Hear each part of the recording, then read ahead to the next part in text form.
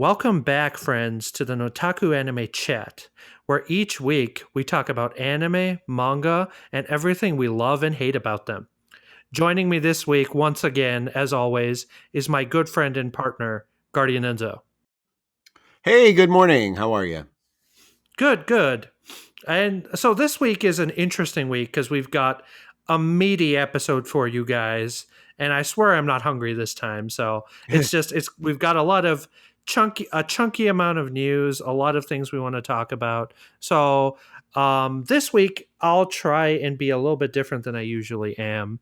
So we'll start with a bit of announcements and stuff like that because somebody close to me suggested that I should actually talk about some of this stuff. So, Guardian Enzo, I'm going to say and ask our listeners and readers and viewers. I don't know how you read this. Maybe if you use subtitles on YouTube, but we hope you would on YouTube like and subscribe the videos because liking them actually does propagate them forward. And Yes. on that note, also review them on Spotify and Apple Podcasts because those help with getting them getting the podcast to other people as well.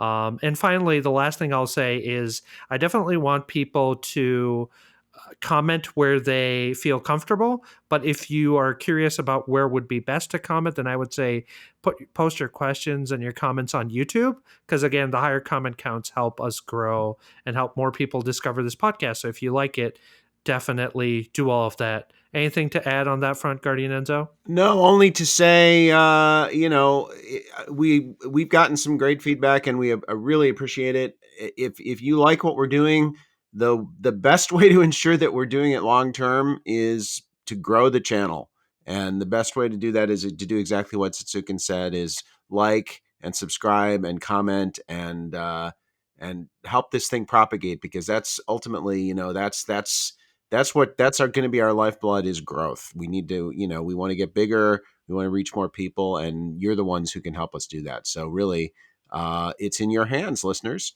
Couldn't have put it better myself. So, on the subject of Lifeblood, the other part of Lifeblood, which I will say, listeners and my audience and Guardian Enzo's audience, you guys kill it with this.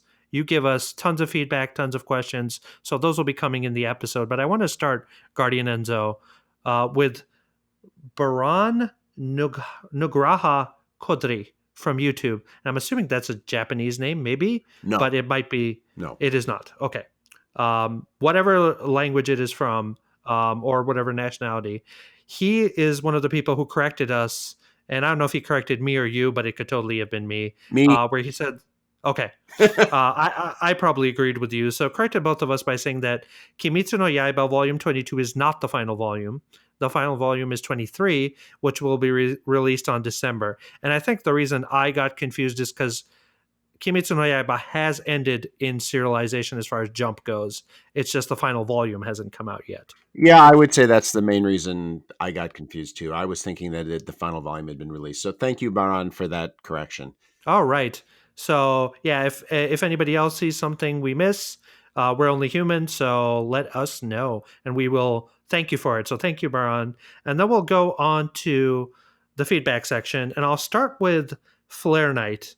And this is kind of a bit of a pattern, Guardian Enzo. Obviously, when we did the topic last week, which you beautifully came up with, you mentioned in between recordings that we were definitely going to miss some things and people would help us out. So Flare Knight started off with talking about Maho Madoka, which is Urobuchi Gen's deconstruction of Maho Shoujo.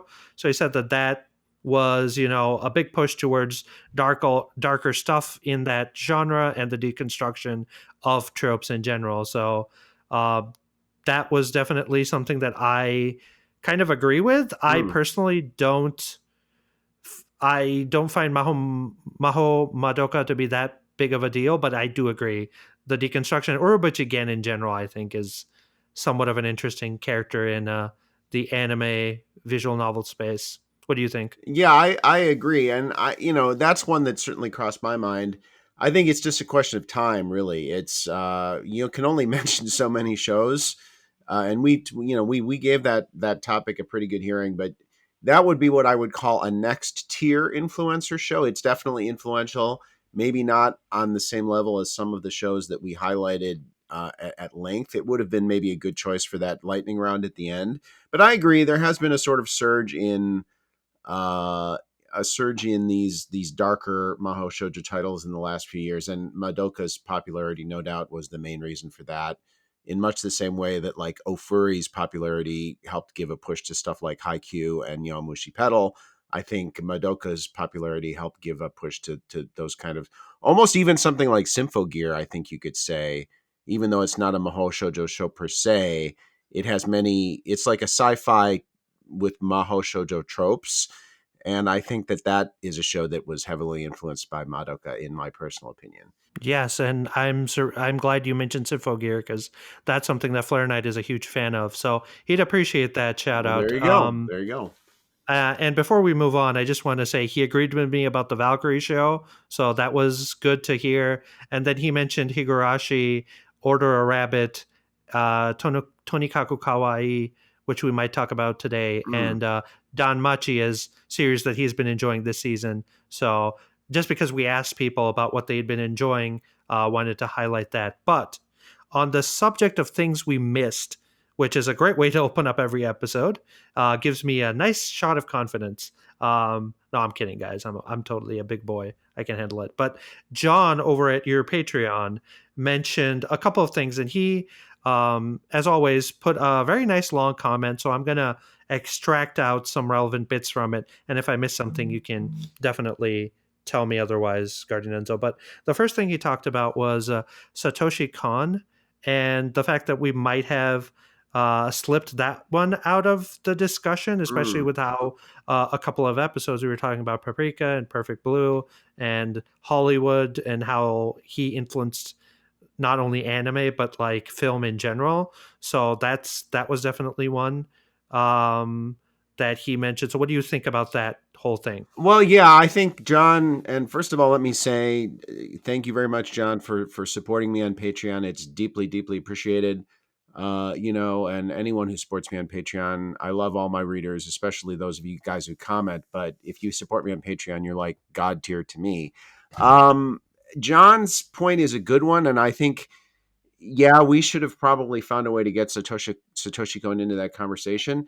It almost seems to me though that he's more influential outside of anime than he is inside of anime. Which I mean, obviously he was certainly influential on Christopher Nolan. We know that, but it almost seems like anime creators kind of know I can't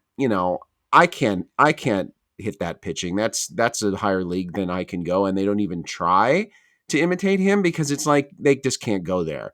That's the feeling I get. It almost seems like there aren't any real Satoshi Kon imitators, or not a lot of Satoshi Kon imitators in anime, because I think creators feel like they can't. And somebody like Christopher Nolan, who's a very accomplished director, I'm sure he feels like, oh, I can definitely riff on this, but maybe anime creators are a little more intimidated by it. Yeah, I agree. And I think Satoshi Kon for me, somehow in my brain, I don't associate him with anime. He almost like transcends it for me because of how different his, even though it is anime, I think for me, his movies are so different and so unique. That I just don't associate them with anime for some reason. And Hmm. it might be because of the Christopher Nolan thing that you talked about, because a lot of his storytelling style has made it into and visual storytelling specifically has made it into modern cinema, so there's a bit of a disconnect there. But I will totally agree with John that we missed that particular piece. Let me also And say then that I think Paranoia Agent, which was his lone TV series effort, is probably his most what we think of stereotypically as anime project, and which is not surprising because it was on TV rather than a film. But I think Paranoia Agent, while it's still unmistakably Satoshi Kon, it does have more of a quote unquote anime feel to it, at least to me, and may even have been a little bit more influential in anime because of that. yes, totally agreed. And then I want to go to the second part of John's rather detailed comment, which is talking about the topic, the question that I asked a lot of people. And he said the gatekeeping discussion was his favorite topic so far. And he goes into the specifics, but obviously if we ever follow up on that topic, then we can talk more about it. But I definitely wanted to highlight the fact that his favorite topic was that one.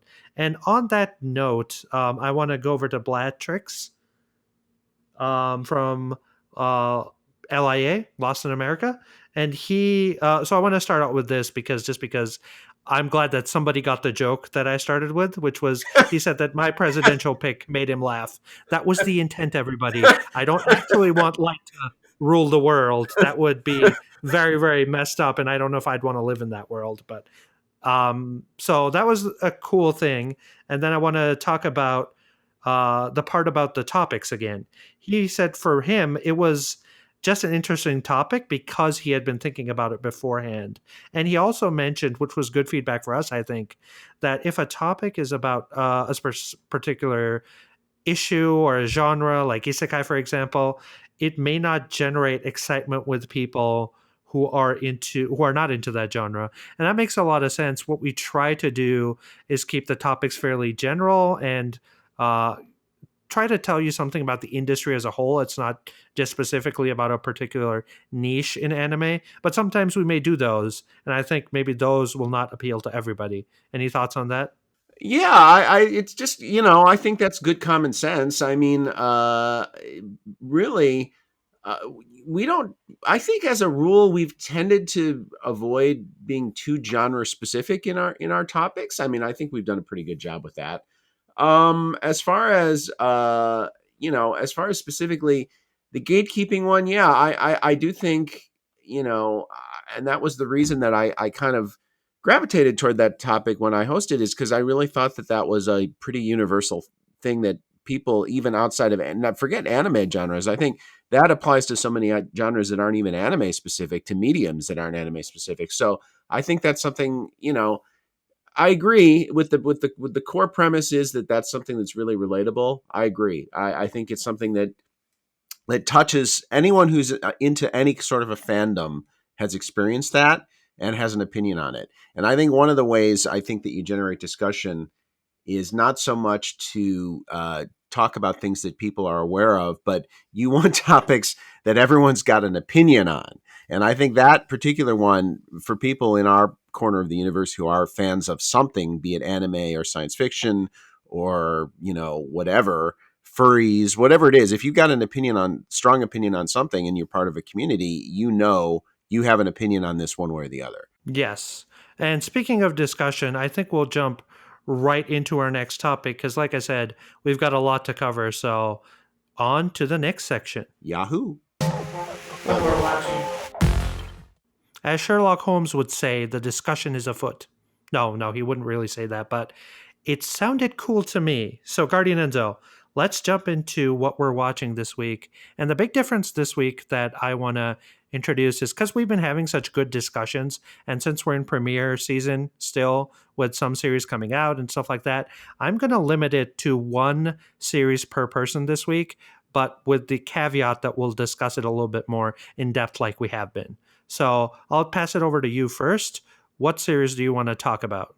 Well, I guess I want to just give a shout out. I won't talk about it to a rewatch I'm doing, a Benobashi Maho Shoten Guy, which is a Gainax show that I really like. And I just want to say, if you had a chance to watch that one, if you've never seen it, well worth your time. But since we're in a new season, I guess we'll talk about Noblesse, which is kind of an interesting show. It's a production IG, but looks kind of crappy, which is interesting in and of itself. They actually did an OVA on this a couple years ago, which looked much better. And I'm, the that may be a bit of a canary in the coal mine thing where we're seeing, yes, the studios have recovered from, they've recovered to the point from the COVID pandemic, although caseloads are going up again, even in Japan, I should point that out. But to the point where they're back in production, but maybe they're not all the way back, if you know what I mean, because I've not seen a production IG show, unless you count something like the Ghost in the Shell CGI, which just absolutely look like ass, but I think that's kind of a one-off. But I've not seen a traditionally animated IG show that looks like Noblesse in a long time, or maybe ever. It just does not look good. That said, I like it. I have no experience with the web novel, or with the web manga, the manhwa. But I really do like it so far. Actually, I don't love it, but I like it. I think the characters are really likable. The premise is pretty straightforward and it kind of interesting enough. And I was going to say, as compared to something like Kami no To or other big time manhwa, which feel more distinctly exotic to manga or anime, you can tell that they're not Japanese on some level.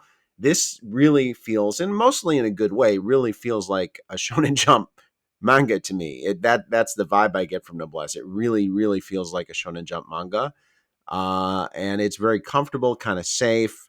I wish it looked better, but I like it so far, probably more than I expected to. Yeah, I think my thoughts are pretty much mirroring yours. Every time I see the production IG logo after the opening theme, I'm very confused, and it kind of like it feels dissonant in a way, like, something's very wrong. Yeah. Because, like you said, it just doesn't look amazing. And I wonder if that's less so in production IG, and maybe because this might not have as big of a budget as some of the other series, because this is like a combined production between Crunchyroll and Webtoon, which is, I believe, where the manhwa was Yeah. originally published. So I'm wondering if it just doesn't have a budget. And we've seen that before with Crunchyroll originals, as they call it. Dr. Stone, even though I enjoyed that series quite a bit, it wasn't a looker. And sometimes the animation looked pretty darn bad. But usually So when there are budget issues, you don't contract it out to production IG though. That's the thing. Because it costs more because they do better work. yeah, I agree with you. So it's a very interesting situation. And I actually hadn't seen the original OVA. So I went back, saw that first, and then saw the 2 episodes. And I believe it's kind of very shonen-y in a way, which is good and bad at the same time. It's interesting. It definitely feels a little bit off kilter compared to some of the other shows. I would say it's not as good as Jujutsu Kaisen, which is the other big shonen thing that came out this season, and that's even not superb either, but it's pretty darn good. I think this is like a notch below that, but it's still interesting. And it is early days still. I don't think enough has happened in the series yet, because you could call the OVA episode 0, because it is where the story starts. And if you start the series without the OVA, as I think you pointed out in your blog, you'll be Yeah. completely lost. Which is Because odd that they yeah, would it's choose to do that. and what's interesting is on Crunchyroll, which is where this is, the OVA isn't part of the Noblesse series. So you actually have to go search for a Noblesse Awakening and find it. And that was one of the reasons why I got to this show a bit later than everything else, because I couldn't find the OVA. And I was like, well, do I need to buy it? Do I need to like find it somewhere online? What is going on? It turned out that it was just hidden. So bad move on Crunchyroll's part, because they generally bundle stuff like that together. But yeah, I think it was a pretty good series thus far. It feels very much like it reminds me of Trinity Blood in some ways, maybe because of the premise. Yeah, I mean, I will say too that the only reason I knew to watch the OVA first is because of following the conversation on like online forums and stuff. Otherwise, I would have had no idea, and I would have watched the premiere and said, "Well, what the hell is going on? What are they talking about?" So it is odd. I will say though that I I would agree with you on some level that Jujutsu Kaisen is maybe is more polished, and I like it well enough. It's fine, but I think actually, based on I've seen 2 episodes of each. I'll be watching the third episode of Jujutsu today. I like the characters better in Noblesse so far. I think the characters are more interesting in Noblesse than they are in Jujutsu Kaisen. Just my personal opinion. Although the overall production in Jujutsu Kaisen, which again you'd never have believed it based on the studios that were behind it, is certainly stronger at this point. Yes, and I did watch the latest episode of Jujutsu no Kaisen, and I will say that it'll be a very much Kimitsu. Jujutsu feels a lot like Kimitsu no Yaiba to me in a lot of ways, and the characters are definitely indicative of that. I can see that it's not as cut and dry as Kimitsu, but I can see people either really liking the characters or finding them really not likable. So, but I do think this show, I will say on Jujutsu, based on the canary in the coal mine kind of early indicators, I think it's going to be a pretty big hit. I think it's going to, judging by the big spike in the manga, that's usually a tell. I think love it or hate it, and I'm in the middle. I like it more than don't like it. I don't love it, but I don't think it's going to be Kimetsu. But I think Jujutsu is. I think this is going to end up being a pretty big hit. 100%. And I think it might even become a Kimetsu, depending on whether it has an episode 19 on the scale of Kimetsu. It But won't we'll though. talk. Not. It doesn't have UFO table behind it. It's not. It's not going to have an episode 19. Believe me. Yeah, yeah. If it did, though, maybe that's the secret sauce to Kimetsu's success. But Maybe we'll we'll talk talk about. about that later. Yes, yes, it's coming.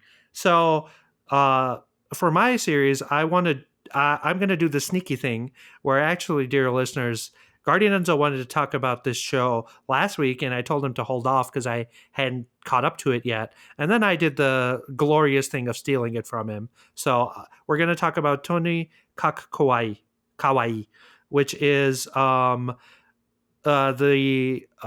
romance rom-com. I'm not even sure yet.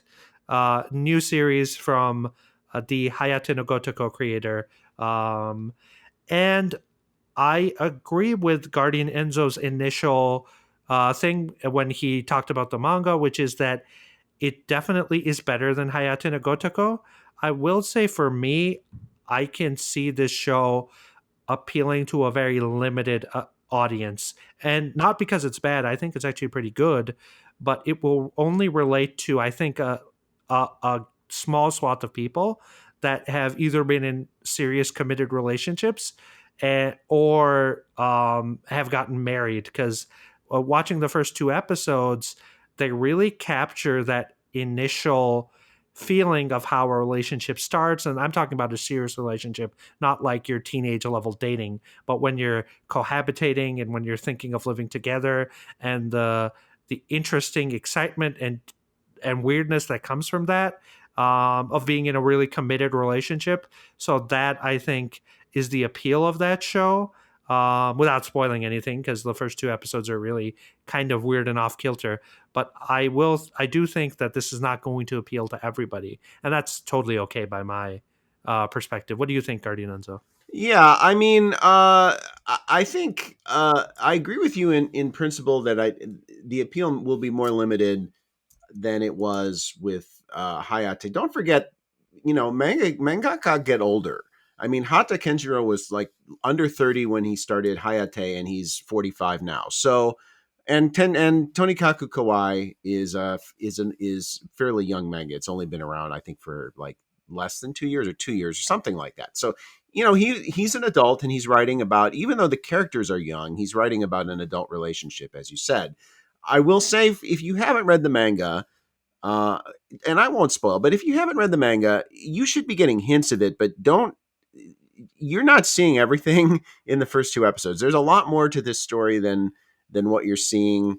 The only reason I feel like I should point that out is because I see a lot of commentary along the lines of, "Oh wow, I can't believe that that all this is just two people just being fluffy and blah blah blah." I was like, and I don't want to beat this horse to death, but I do think that this is a function of the rise of light novels as the source of anime adaptation material. Is people expect everything to be prepackaged for them in the first episode or two. They want the whole story. Hell, they want everything explained in the title. Never mind the first two episodes. So, but this is not that sort of series. It's an old school sort of anime in many ways, and I think it plays like an old school anime. And it takes time for things to unfold, and that's true of relationships, even in normal serious relationships, but in fantastical serious relationships, which this is even more so. So it's yeah, there's more here than meets the eye. I like what meets the eye. I think the first two episodes were really fun and really cute, and and lots of offbeat humor, like the little weird references and stuff. Very subtle kind of pop culture references, things you can look for. But there is more to the series than what you're seeing so far. It's more than fluffy. It's more than cute. It's I really like it. The issue of spelling, by the way, which is a little bit of a bone of contention with some people. I spell this Cawaii because the mangaka and the editor, that's officially how they said they wanted they wanted it romanized, Cawai. Now, most of the time, in fact, I've never seen kawaii, which means cute. I've never seen that romanized with a C before. But if that's how they want to do it, that's how I'm going to do it. So that's the reason I romanize it with the C spelling, even though that's not the traditional spelling for cute. Just to put that out there. Are you one of those people who call it GIF instead of GIF? I don't care about that one way or another, and I'm sure there's a backstory there, but it's lost on me, so I don't even know why you. Does it matter? The original creator Oh, I of did hear the this. Yeah, I did hear yes, this. yes, he calls it GIF. Yeah, Everybody calls it GIF. So I call this will it be one GIF of for the the record. I call it GIF for the record. yeah. So they can want to romanize it, but I'm still gonna write it with a K, and I think Crunchyroll actually writes it with a I K wouldn't as be well. surprised. I wouldn't be surprised. But they're not the best on translating anyway. So we'll leave it at that. But the one final thing I did want to say is that I also got what you're saying, which is there's definitely an undercurrent of something more, and I think the series does a decent job of kind of hinting at that I think and not so. really getting into it. But the issue is that I think it is a little bit slower in the start, and a series like that can turn out to be really great. My biggest memory is Steins Gate, which took 13 episodes of just dilly dallying before it jumped into the plot. But then those next 13 episodes, there's a reason why they did that, right? Right. And so I suspect it's going to be something similar here. But I can see a lot of people finding the early parts weak, and I love Steins Gate, but I do think those early parts of the series are weak compared to some of the later stuff. Sometimes that's necessary in service to the greater whole, but I wouldn't discount the people that can't sit through it, because sometimes if something isn't working for you in the first 2 or 3 episodes, then you might miss out on it, and then podcasts like this might convince you Mm, otherwise mm. and tell you, no, give it another shot. And I think that's why I really appreciate you going that extra mile without spoiling anything to tell people to be patient, because I was definitely wondering, is this all it is? Because if that is, I'm okay with that, but I can see a lot of other people not being okay with it. So that's good to know. Yeah, and then I also I know we don't want to go too long on one show. I just want to quickly you mentioned Steins Gate, and I want to quickly comment on that because it's kind of a serious issue for me. And I think there's another series about which this is even more potent for me is Seirei no Moribito, which a lot of people complained about the middle episodes of that, and they said, "Oh my God, it's so slow, and what's going on? Why are they spending all this time on like making a sword, making making a new blade for a spear? Who cares? Blah blah blah." And this was a long time ago when this series came out, so there wasn't even the light novel thing for me to blame it on. But um, you know, it's tough because we've talked about this in previous discussions about how for me it's a big thing that the characters should drive the story rather than the story driving the characters. And I think that a show that Steins Gate or Seiri no Moribito, and ironically with Moribito, it was a victim of itself really because it had a couple of action packed episodes right out of the gate that were absolutely Right. stunning, and I think they kind of set a false expectation of what kind of series it was, and I think that as much as anything was the problem there. But the thing is, I love the middle episodes probably the best. I love the slice of life episodes with Balsa and Chegam and Tanda basically trying to figure out how to coexist and be a family and all that, and like the gambling episode is fantastic, and the one with the swordsmith is absolutely fantastic. So but not much happens in those episodes is the point. And I think the early episodes of Steins Gate are phenomenal because I don't consider them weak compared to the second core because they are doing the same job. They're like you said, they're setting up the rest of the story. They're doing the heavy lifting of making the characters important to us and establishing why they're going to do the things they do when the shit hits the fan, which I think is Yes. what any great story does. But also because I think in Steins Gate, specifically, the dialogue in that series is phenomenal. I mean, the dialogue between those characters, it's the timing is like an old 1930s, Hollywood comedy. It's phenomenal. It's like Preston Sturges or Howard Hawks or one of these great old films like Bringing Up Baby or The Philadelphia Story. It's like boom, boom, bang, bang, boom, boom. It has this great rhythm to it. and the comedy is the timing. Everything in comedy is timing. There's a Yeah, the lot of voice work too. yeah, the voice work is great, but timing is even more so. I think is down to the voice director than the voice actors in that case. But the secret to the first half of Steins Gate has a lot of comedy. The second half does not have as much comedy. The first half has a ton of comedy, and it's great comedy because again the rhythm, the timing on the dialogue, in addition to the dialogue itself, it just has a great energy to it. So for me, I agree wholeheartedly that those episodes are necessary because they do set up what happens in the second half. But I just want to stand up in their defense and say, like the middle episodes of Serenity Morbido, in some ways, I think they're the best part of the series. Yes, and I have a more complex relationship with them where I understand their necessity and how essential they are. But for me, the slowness is like a fault of it. So we'll definitely something to discuss in the topic of the week as the gears turn in my head about this. But let's move on because there is a lot of anime news to get to, which incidentally is where we'll go next. Yeehaw! The anime news. All right, it's time for what is traditionally the biggest section outside of the topic of the week, the anime news. Um, so this week, as we do every week, we'll start off with the Oricon rankings of sales from Japan. Regarding Enzo, I'm going to challenge you this week. I want you to go through them as quickly as possible. So I'll let you just blast through them, and then we can talk about everything as a whole really quickly before we move on to the deluge of news Okay. we have All before right, that us. works for me. So we've got Gotcha from Bump of Chicken is still number 4 on the YouTube chart, which I think is pretty interesting. And let's see what else we can talk about here. Let's talk about the anime Blu-ray. No, let's do comics first. Let's do comic by volume. So comic by volume, our number 1 volume this week is, of course, Kimetsu no Yaiba 22, which is not the final volume, followed by Promise Neverland 20, which is the final volume. Then the car badge set of Kimetsu no Yaiba. Jujutsu Kaisen hanging in there at number 4, so that's big. Burn the Witch. Kubo is right there. Black Clover.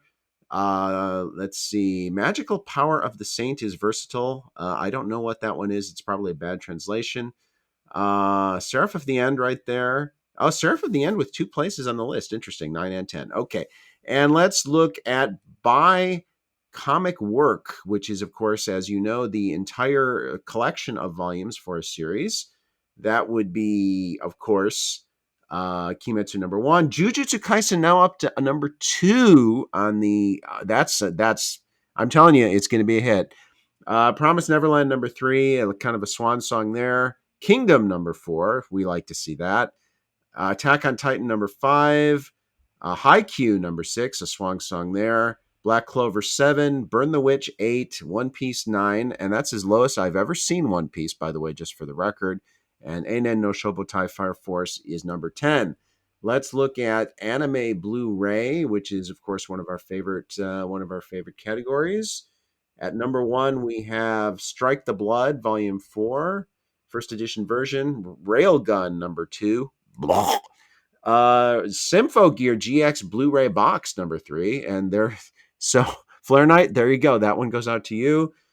Princess Connect Redrive, number 4. Violet Evergarden Gaiden, number 5. And the regular Violet Evergarden volume number 6. And number 7. And number 8. And number 9. So we have volume 1 is 6, volume 2 is 7, volume 4 is 8, volume 3 is 9, and Anna and the Snow Dang. Queen at 10. So obviously Violet Evergarden is getting a nice bump from the movie release. And again, while I'm not a Violet Evergarden fan per se, I certainly think it's wonderful to see good things happening to KyoAni. Lord knows that's the universe needs to pay them back some good karma. And on the DVD side, or in the DVD side, as usual, some non-anime stuff kind of dominating the rankings. Anna and the Snow Queen, number 1, but Strike the Blood, number 2. One Piece 20th season Wano Country Edition piece, number 3. Railgun, number 4. Blech. Pet number 5. I'm not a Railgun fan, sorry. SpongeBob number 6. To My Neighbor Totoro, which has probably been on this chart ever since it came ever since it came out on DVD. Number 7. Boruto Naruto Next Generation Box 8 is 8th. Trolls is 9, and the collection of works directed by Hayao Miyazaki came in at number 10. And that's a box set of all of the Miyazaki works, which, considering how expensive that is a tremendous accomplishment for that to rank. So, and let me just say quickly on the Miyazaki front that there's a great YouTube video, if you want to look for it, of Suzuki-san, the producer, and Miyazaki checking out the brand new, just reopened cafe at the Ghibli Museum and ordering food, and it's hilarious. So you should check that out on YouTube if you get a chance. Okay, so comments. Comments. Comment number 1. I'll comment on Miyazaki really quick because I know he's like adored as a person, but from a lot of the reports I've heard of how he's caused mental breakdowns for people, and he's notoriously hard to work with. I I get a little trepidatious when we try to worship him nowadays after hearing that stuff. So that was my first little comment. The second comment was regarding Railgun. I like Railgun a lot. I haven't seen the latest season, but I think Railgun S is probably the best series in the index verse, as it were. Toaru Majutsu no Railgun, Toaru Kagok no Railgun, Toaru Majutsu no Index, Toaru Kagok no Railgun. So, Guardian Enzo, I think you like that. Don't forget one. the Accelerator is part of that universe too. Yeah, an Accelerator is kind of like a throwaway spinoff, but Index 3 did every Index fan really dirty by just kind of speeding through and cutting out a lot of the original novels because the production committee just didn't want to adapt the story properly. And the people actually tried to, the original creator of the novels and the director for the franchise, they tried to at least get it made so anime fans wouldn't be like left out of the dark. But Index's second novel is actually a lot more popular, and that's what actually the production committee wanted to just jump straight to that. So interesting bit of commentary there. The last thing I wanted to talk about was Owari no Seraph, which I would hope now it gets a second season because I actually liked the anime and what they did with it. And read some of the manga as well, but kind of dropped off. Maybe I need to go and pick it back up. All right, let me rebut. So as far as Railgun is concerned, as far as I know, although I didn't watch it, the last season was a bit of a dumpster fire from a production standpoint. Above just speeding, I heard the animation was awful and all kinds of things like that. I don't know the details. It's JC Staff. Is that JC Staff? I forget. Yes, a Railgun's latest season just ended, so you might be talking about Index, which was a dumpster fire. Is it JC Staff? Am I right in thinking that, or am I okay? Yes. Let me just say the reason I dislike Railgun so much is that the characters, and to me, Index is the least worst part of that universe. But the reason to me for that is that I find that the characters are in the Railgun characters that are in Index. They're important, but they're not main characters. They're just tolerable in that setting. When there's certain characters, I don't go into details, but certain characters, when they become main characters in Railgun, I find to be absolutely intolerable. So that's why Railgun is a miss for me. And last thing on Miyazaki, I did not mention that I don't worship him, and I did not mention that as a means of worship, just because I think the video is really funny. And I will say in his defense, though, that the stories I have heard, as far as driving people to depression and all that, most of those, if not all of them, that I've heard involve Takahata, not Miyazaki. So I have to say that, and unless you know of some stories that I don't, I think the stories about really being brutal to work for are mostly about Takahata rather than Miyazaki. That said, Miyazaki is a meticulous and mercurial man, no question about it. A very slow worker, not the easiest guy in the world to work for, surely, and I think not the greatest father in the world either. Which is one of the funny things about the video to me is that Goro Miyazaki, as usual, getting the shaft. He's eating at a separate table in the video. So I don't worship the guy either professionally or personally, but I do think that he is A, an incredible director and one of the most influential anime creators ever, and B, I think most of the real horror stories about Ghibli are about Takahata rather than Miyazaki. Yeah, I just remember reading about it a couple of years ago. I think it was during his first retirement or his second There have been so retirement. many. And I did hear about his son specifically.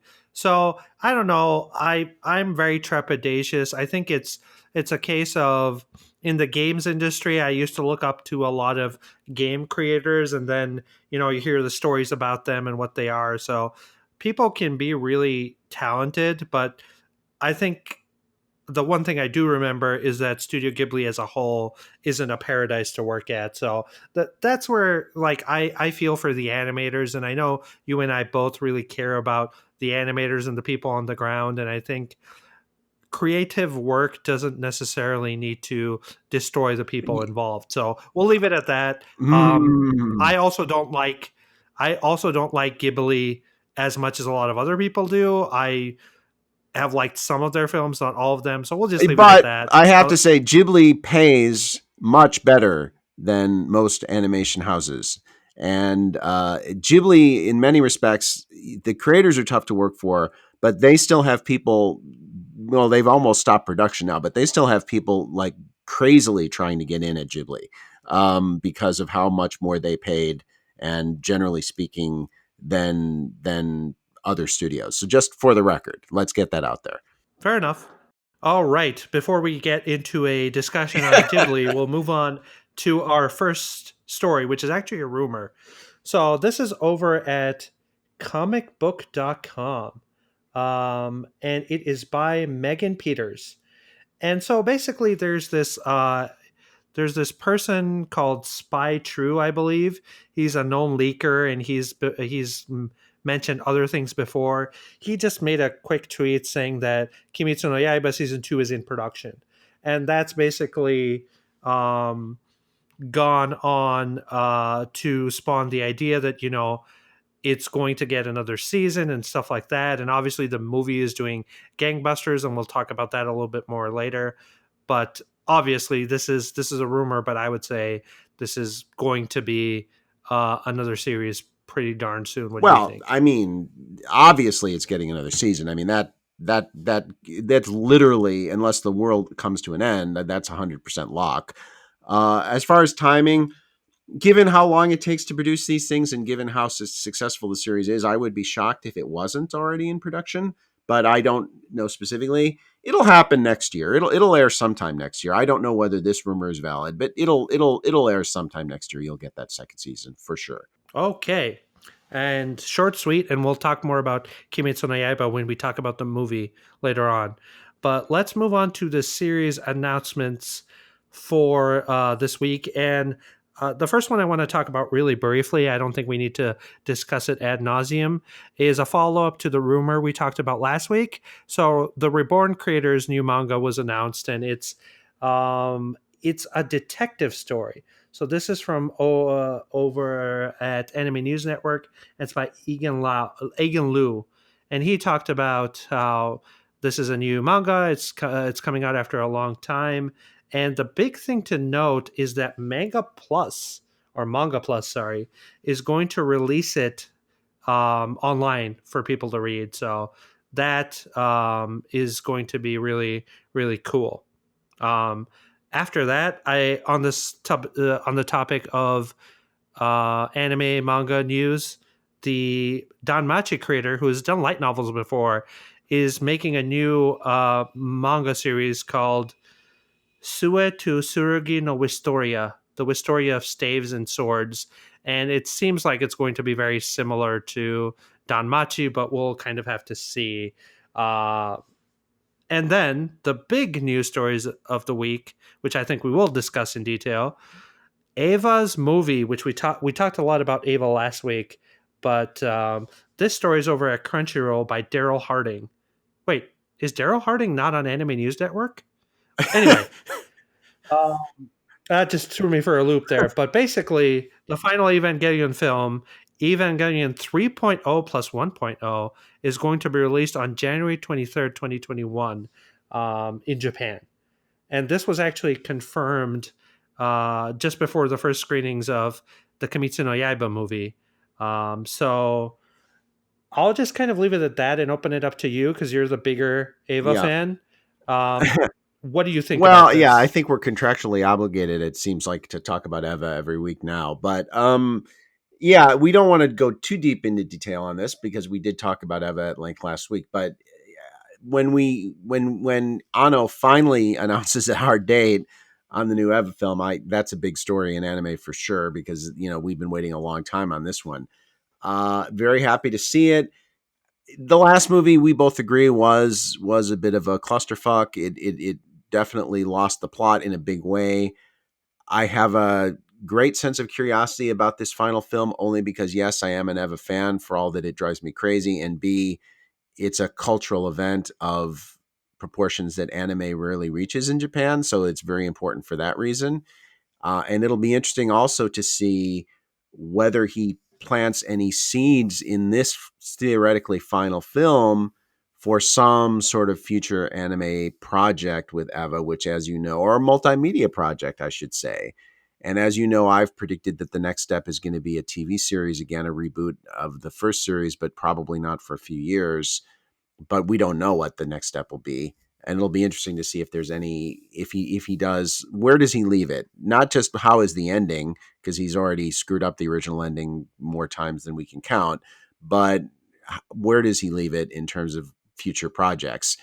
Will that be something that he tips, that he hints at in the ending of the movie, or will that just be something he tells us 3 years from now when he gets bored? We don't know. We'll see.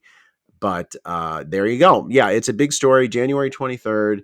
Uh, Even though I pretty darn close to hated the third film, you can bet I will fork over. I'll probably wait for movie day to do it, but I'll probably, because I don't want to spend 2,000 yen to go see a movie, but I will go see this one in the theaters pretty darn soon after it opens. Yeah, I think for me, I'm most interested about how he gets himself out of the jam he created for himself in the third Mm. movie. Because the first two movies were really good, as you said. And then the third movie kind of like put him into a weird corner. And I have no idea how all the mysteries that I think the first series kind of touched upon, but never really did. And it seemed like we would get some of those answers in this series.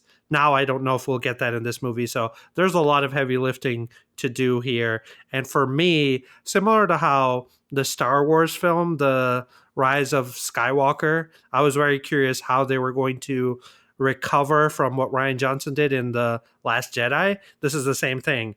I want Ano to succeed, and I want what I saw in the first two movies to be this fourth movie, even if we get it in spades. So we'll see how it goes, and we will move on to the other big movie, which is Kimetsu no Yaiba, and this is over at Anime News Network.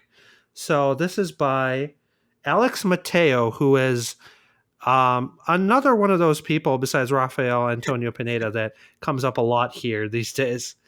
But the big news story here is that Funimation and Aniplex USA plan to release Kimetsu no Yaiba film in North America theaters in early 2021.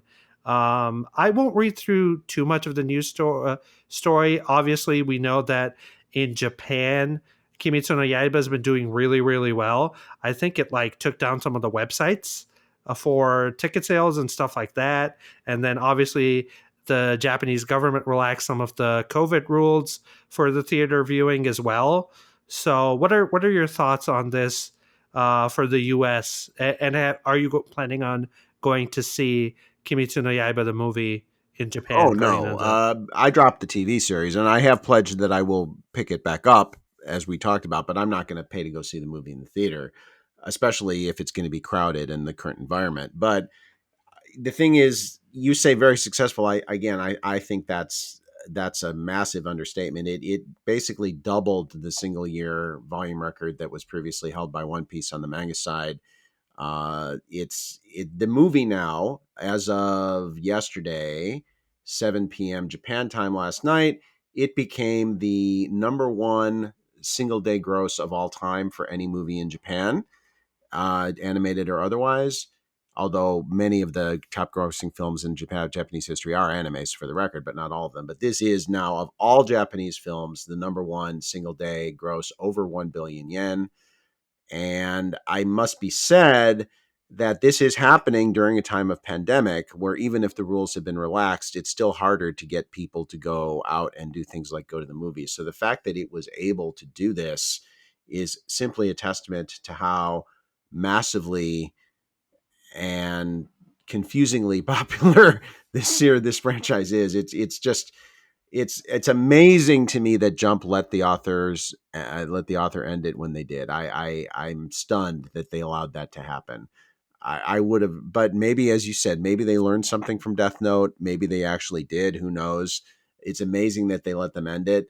Um, but it'll also be interesting because there would have certainly been a time when people would have said that Eva 3.0 plus 1.0 might have a chance to be the number one anime grossing film of all time and break single day records. So it'll be very interesting to see how that does as compared to how this movie is doing. So yeah, it's stunning success, stunning. I mean, over One Piece over the long term, but over the short term, like 1-2 years, this is already establishing itself as the biggest, most popular franchise in anime and manga history. It's not hyperbole; it's a fact. It's dethroned One Piece over a short term period. It is now the most popular franchise in anime manga history over the course of a single year. It's astonishing. Totally. And I think for me, the one thing I would have liked to have seen in this announcement from Aniplex and Funimation is a virtual option. Because even though it cost me a lot of money, I would much rather prefer, because I don't think the pandemic's going away in January. So I would much rather prefer to be able to buy it pay per view or pay on demand and watch it at home, even if it costs me like the exorbitant $20 for it, because I love Kimetsu no Yaiba quite a bit, especially near the end. It got really good. I still don't think it's amazing, but I'm very excited for it, and I want to see this movie. And I will not go and see it in the theater and risk, COVID and all that stuff, especially in the Right. US, where things are a lot worse than they are in other parts of the world, like Japan. That could So, still happen, though. That um, announcement could still be coming, especially if the pandemic does continue to get worse in the States. You may very well see that announcement before that date. I hope so. I really Me hope too. so. And speaking of movies, something that isn't as big as Eva or Kimetsu no Yaiba, Kimi wa Kanata's trailer is out right now, and that's a movie that's coming out November 27th in Japan, which, man, is it brave to kind of come out when Kimetsu no Yaiba and all these other big things are hanging out. And I actually think it looks kind of interesting. So it's an isekai, Guardian Enzo. How do you feel about that as a movie? Not particularly interested. It's not on my radar, but I mean, I'll definitely check out the reviews and stuff, and I'll probably see it once it comes out on Blu-ray. I'll probably check it out. Yeah, it looks to be a cross between Spirited Away and Your Name. And even the voice acting feels very similar in that it doesn't feel like anime dialogue and it feels like actual traditional Japanese people speaking, which was one of the things I appreciated in Your Name, or Kimi no wa, as it was. All right. So let's move on to the other news. And we'll start with, I think, the other big story of the week, which is Kodansha announcing that they're going to simulpub release on Comixology. And for those that that read comic books in the West, Comixology is the main app where you can get DC Comics, Marvel Comics. They've also been doing recently a lot of manga, but it's generally been volumes. So Kodansha, and this is over at Anime News Network as well, and this is by another familiar face, Crystalline Hodgkins, whose name I continue to butcher every time. But basically, Kodansha announced on Monday that starting this month, they will release new chapters of ongoing simulpub manga on the Comixology service the same day they release on other platforms. And Comixology Unlimited subscribers, which I am one as well, can read more manga from Kodansha comics for no additional cost. So that's basically similar to Marvel Comics and DC Comics and some of the other stuff that you can get on there. The Japanese releases will include stuff like Eden Zero, Guardian Endo's favorite domestic girlfriend, Space Brothers, which is one of my favorite things, Attack on Titan and Guardian Enzo's, Attack on Titan, Ghost in the Shell, etc., etc. So right now, Kodansha Comics also releases on Crunchyroll, Bookwalker, and Amazon Kindle. So I think this is big news, especially because there's a huge audience in the West that reads comics on Comixology, and it's good that Kodansha is kind of releasing manga to those people as well in kind of the weekly chapter format. I think we're seeing a trend in manga going the way of anime with streaming. I think that manga publishers are realizing more and more that foreign manga fans have ways of getting these chapters right away, and they don't want to wait. So rather than having them do it for free, they're trying to find a way to make some money off that, which is, I think, perfectly natural from a business standpoint. And I think it's just a logical progression as manga grows more popular in the West, that it's sort of following anime's model in that sense. This is basically manga streaming. That's what this is, pretty much. The other thing, your domestic girlfriend comment, which I'm assuming was meant ironically, it kind of made me chuckle, because I don't know if you know this, but I covered the anime and I stuck with it all the way to the end. Yes, And I kind of liked it. I mean, it was trashy as fuck, but in a trashy way, I thought it was fun. I mean, and there were actually moments where it almost got sort of incisive, which it felt like the author was like kind of intentionally. She knew she was kind of smart about relationships and was kind of intentionally dumbing it for the purpose of drama, but you could tell that this was not like just this was the best she could do. She was sort of intentionally going in a certain direction just to be sensational, but that she actually kind of had a fair bit of insight about how relationships work. At least that was the read I got on it. Again, not great, but I liked it, actually. I liked it. I never read the manga, but I liked the anime pretty well. So so I know what happens in the end. I didn't read it, but I had people that had read it tell me what happens at the end. And boy, are you going to enjoy it. And I mean that. Well, I won't even spoil how it ends. I just want you to read it and I'll read the last chapter. on air. Oh, Read it on air. I want your live reactions as you experience it for all the right. first time. So maybe if enough listeners are interested in that, we'll do that as a special like standalone. Yeah, only if we live stream it. I'll do it if we live stream it. All right. Moving on to another big story, because I think this has been a curiosity for me. I don't know if it has been for you, Guardian Enzo, but over at Anime News Network again, this is from Kim Morrissey, and this is an interest piece. I will not go over the whole article because I think people should go and read it. We'll link it in the description. But the title reads, Attack on Titan producers discuss reason behind studio change to MAPPA. And just skimming through it, Tateshi, which is the lead producer for the franchise, the anime franchise, talked about how, they had many talks with Wit before it, and Wit basically said, the continuation would be difficult, and so they looked for a new studio, and then they went to a bunch of different places, and everyone kind of said that, they didn't want to do it. Most studios actually turned them down.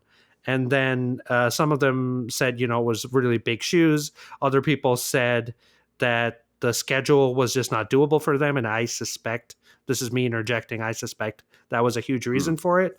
But basically, MAPPA was the only the only studio that accepted it, I think, and that Wit gave their seal of approval for.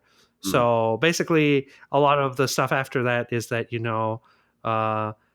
MAPPA took the matter into their own hands, saying Attack on Titan should have a proper ending for the sake of the fans.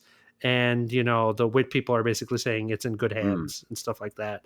So, what are your thoughts on all of this? There's There's so much about this that makes me kind of ROFL. But uh, first of all, our attentive listeners will notice that we keep talking about certain franchises week after week, and Kimetsu and Evangelion and Shingeki no Kyojin, and this is not coincidental, as you know. This there's a reason these series keep turning up in topics and news stories and every week because they're important from a social standpoint. They're big deals. As far as this story, your bullshit meter, dear listeners, your bullshit meter should be turned up to 11 as you read this story, because, in my opinion, what happened is Wit Studios said, "Listen, we can't do this anymore. It's crazy. We don't have the means to do it. We can't keep up production wise." Uh, Everyone said no. Mappa said yes because they're whores and they'll do anything, and their business model is we'll do any series as long as you write the checks. And we don't care about overwork. We don't care about scheduling. We'll do everything. We'll find a way to get it out there. Just pay us. So, and they still managed to do some good work, shockingly, under those circumstances. But that's just the reality. That's their business model. They never say no. Wit is quality driven and has struggles. Shingeki is an incredibly hard series to do for many reasons. They're all putting a spin on it. Wit's blessing didn't mean jack doodle to the production committee. They don't care whether Wit liked Mappa or not. Wit had no say about who the next studio was.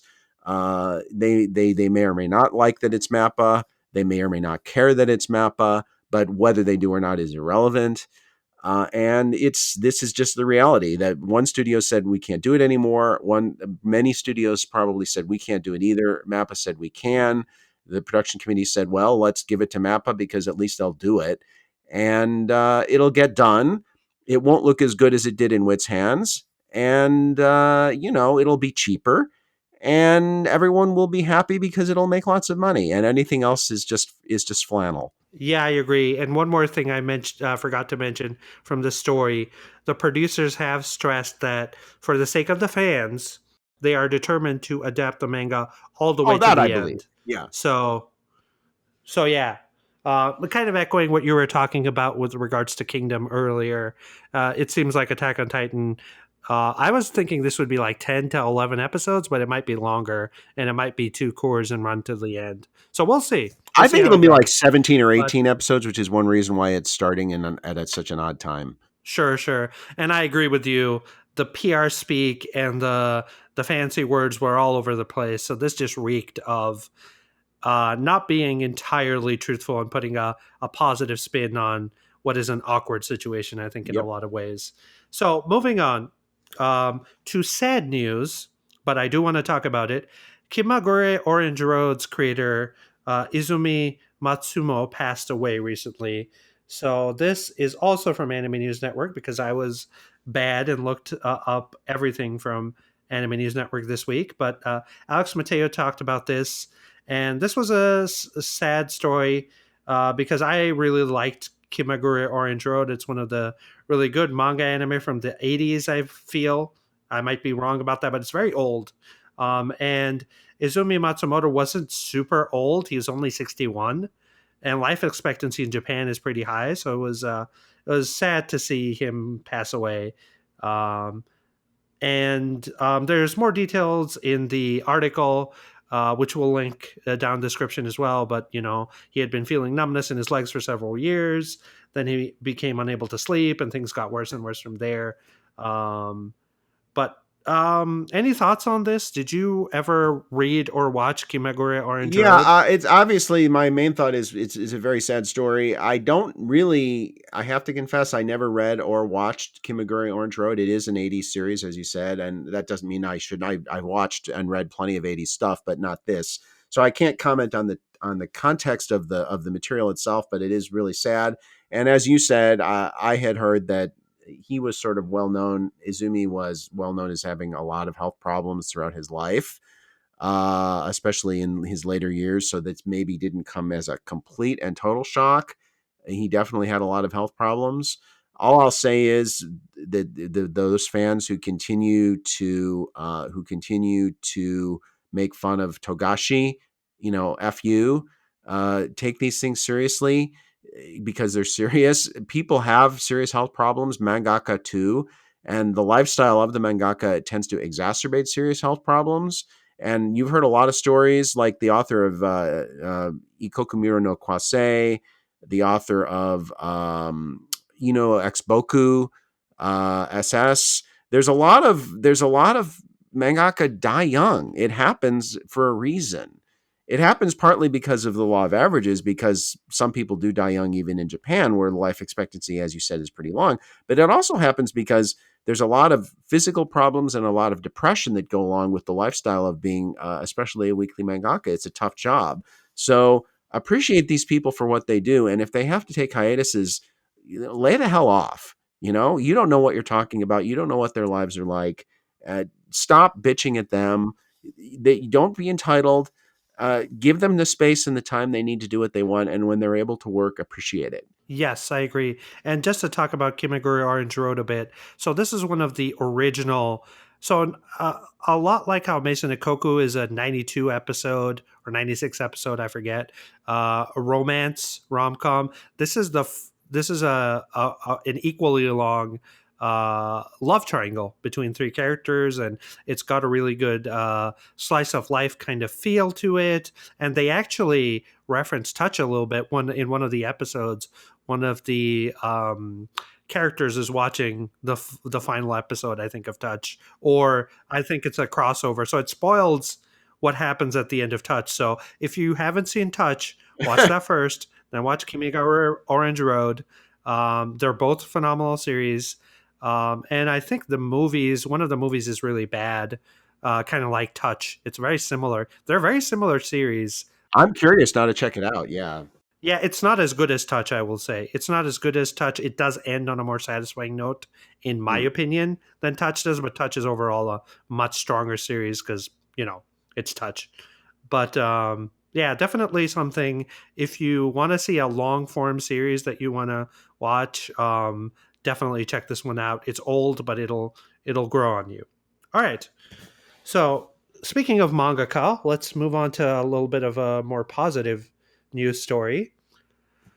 And this is Utena's Kunihiko Ikuhara is working on his next work. And this is by, once again, Alex Mateo, who seems to have taken over Rafael Antonio Pineda's Raphael, fight back, Raphael. Fight for your place. But this is, I think, Revolutionary Girl Utena. It is Revolutionary Girl Utena and Sarazanamai. Both series that I am not super familiar with. So why should we be excited about this, Guardian? I'm not necessarily saying everyone should be excited. I think it's notable. It's a notable news story when Ikuhara works on a new series, because love them or hate them, his series are always notable. And he is an incredibly talented guy, even if he misses the mark a lot of the time, as I think he does. And he sometimes takes a lot of time between series. So the fact that he's working on a new one already after Sarazanmai, which aired in 2019, is kind of surprising. So anytime he's one of the to me, he's one of the essential creative voices in anime. So I think when he says he's working on something, I think it's notable. I think we need to recognize that as a story. Yes, Utena was his first big thing, but I mean, he's also done Mawaro Penguin Drum, which a lot of people really, really like. I think is quite good. Yurikuma Arashi, which I think is kind of a dumpster fire. Most recently, Sarazanmai, which again, I think is him getting back on the horse and doing something good. There has been a kind of a seesaw pattern with him where he's had really good series and then really good whiff. So that might suggest the next one might not be the best, but anytime he does something, he's like Yuasa over at Science Saru, although he's stepping down from Science Saru, but a guy who has his own stable of people who are so loyal that they follow him wherever he goes. Ikuhara has animators and writers, and they populate other studios. They graduate, they go on and do other things, but whenever he says I'm doing something, they come back and say, okay, where do you need me? That's the extent to which he's influential. And when you see that kind of loyalty where people say, okay, I'm going to stop what I'm doing and whatever you need, I'm there. That's Ikuhara has that. Yuasa has that. Very few anime directors and writers have that, and he's one of the ones that do. So I think he's very notable for that reason alone, but other reasons as well. Yes. I did not know he worked on Mawaru Penguin Drum, which was a very odd Yes. series. I don't know if I like it or not, but I was definitely intrigued the whole way through. So yes, I am a little bit more excited now that you mentioned that one. Moving on, just two quick hits before we head on forward. I know we mentioned Kimono Jihin a few episodes ago, so a promo for that came out. We'll link it in the description. You guys can go take a look. We'll talk more about the series when it comes out. And then I just wanted to give a quick shout out to Your Lie in April, which is finally releasing on Blu-ray on December Blu-ray. 22nd from Aniplex. So for fans of that, don't rain on our parade, Guardian Enzo. We like this show. Anyway, that I think concludes the news story of the week, or all the news stories of the week. And so we'll jump right on into the deep end of our proverbial anime manga discussion pool. Yeehaw! Topic of the week. If you thought you were drowning in discussion before, well, now we're really in the deep end here. So this is our topic of the week, as we like to call it. And this week, Guardian Enzo, I want to talk about something that kind of emerged as a theme this week, but it was definitely not intentional, which is anime film.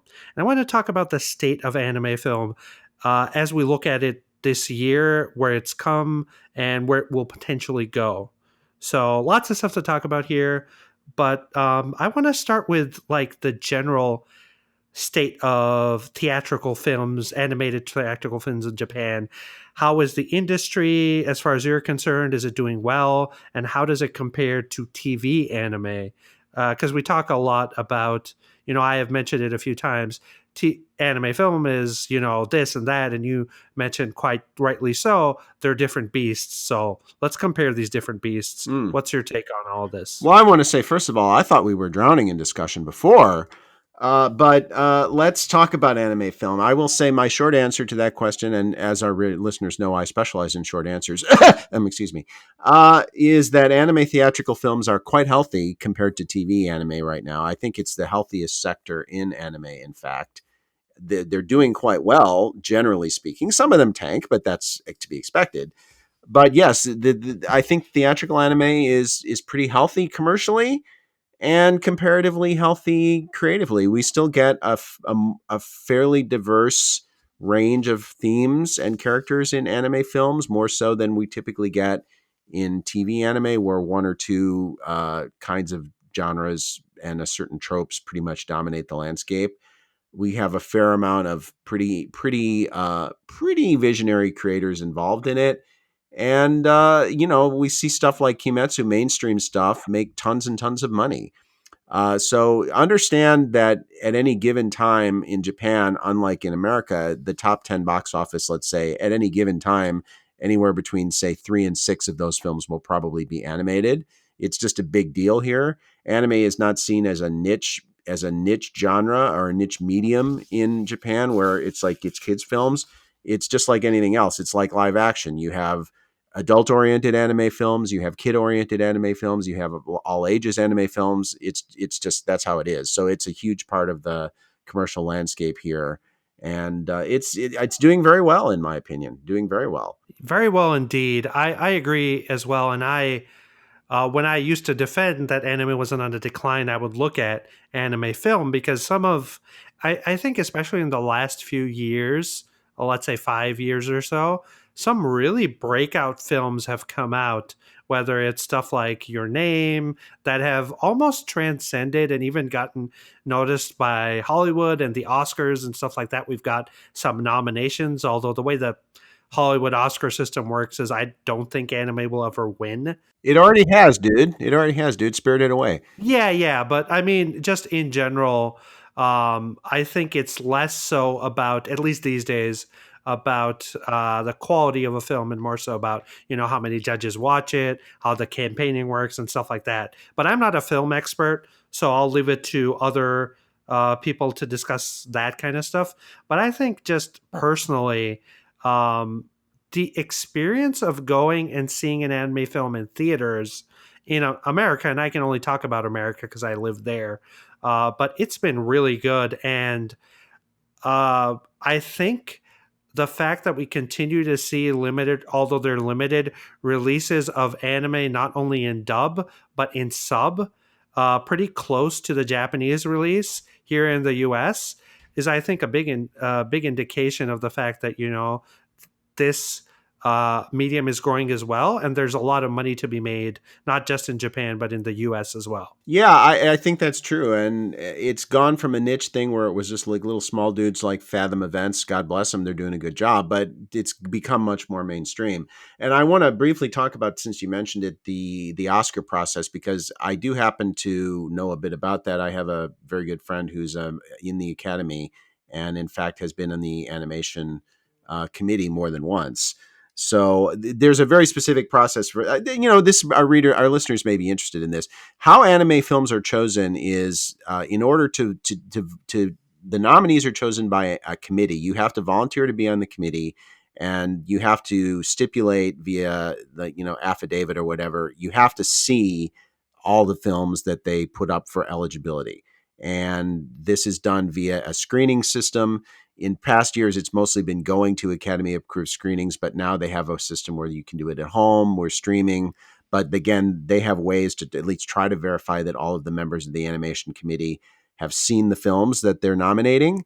And so the nomination process, I think, is actually pretty good, because I think, A, the people who are involved in it want to be involved in it, and B, the Academy is at least trying to get people to verify that they are actually seeing the movies before they choose what's nominated. Once they're nominated, as with every other category, it goes up to everyone in the Academy, which is pretty huge, to vote on who wins. And that one is just pretty much a popularity contest and campaigning and all that bullshit. But the actual nominating process, I think, if you're interested in animation and where quality may be reflected, look at what gets nominated, not what wins. Yes, and that was kind of what I was mentioning. Was that's why I don't think anime will win, because there's always going to be, like, Yeah, I think yeah. it was last year or the year before, whenever Spider-Man Into the Spider-Verse came out, which I liked a lot, but I think it was either Your Name or something else really big was also nominated at the same time. And while I liked Spider-Man Into the Spider-Verse, I thought that Your Name or whatever it was, I can't remember which big movie it was. I think it was um, Your Name. yeah, yeah, Your Name would have beaten Spider-Man out of the water. Like, when I watched Your Name, and I don't want this to become a Your Name podcast, but when I watched that in the theater, I cried in the theater like a tear. I got teary eyed and felt a swell of emotion.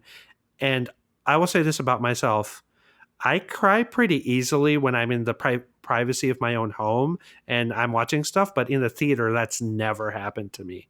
I've never been able to not keep my emotions under check. But and that's why I think that anime film is in a really strong position overall, and it's not just the recognition and stuff like that.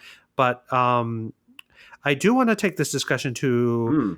an interesting place, which is to compare the two types of anime film that I see. And if you see more, definitely categorize them.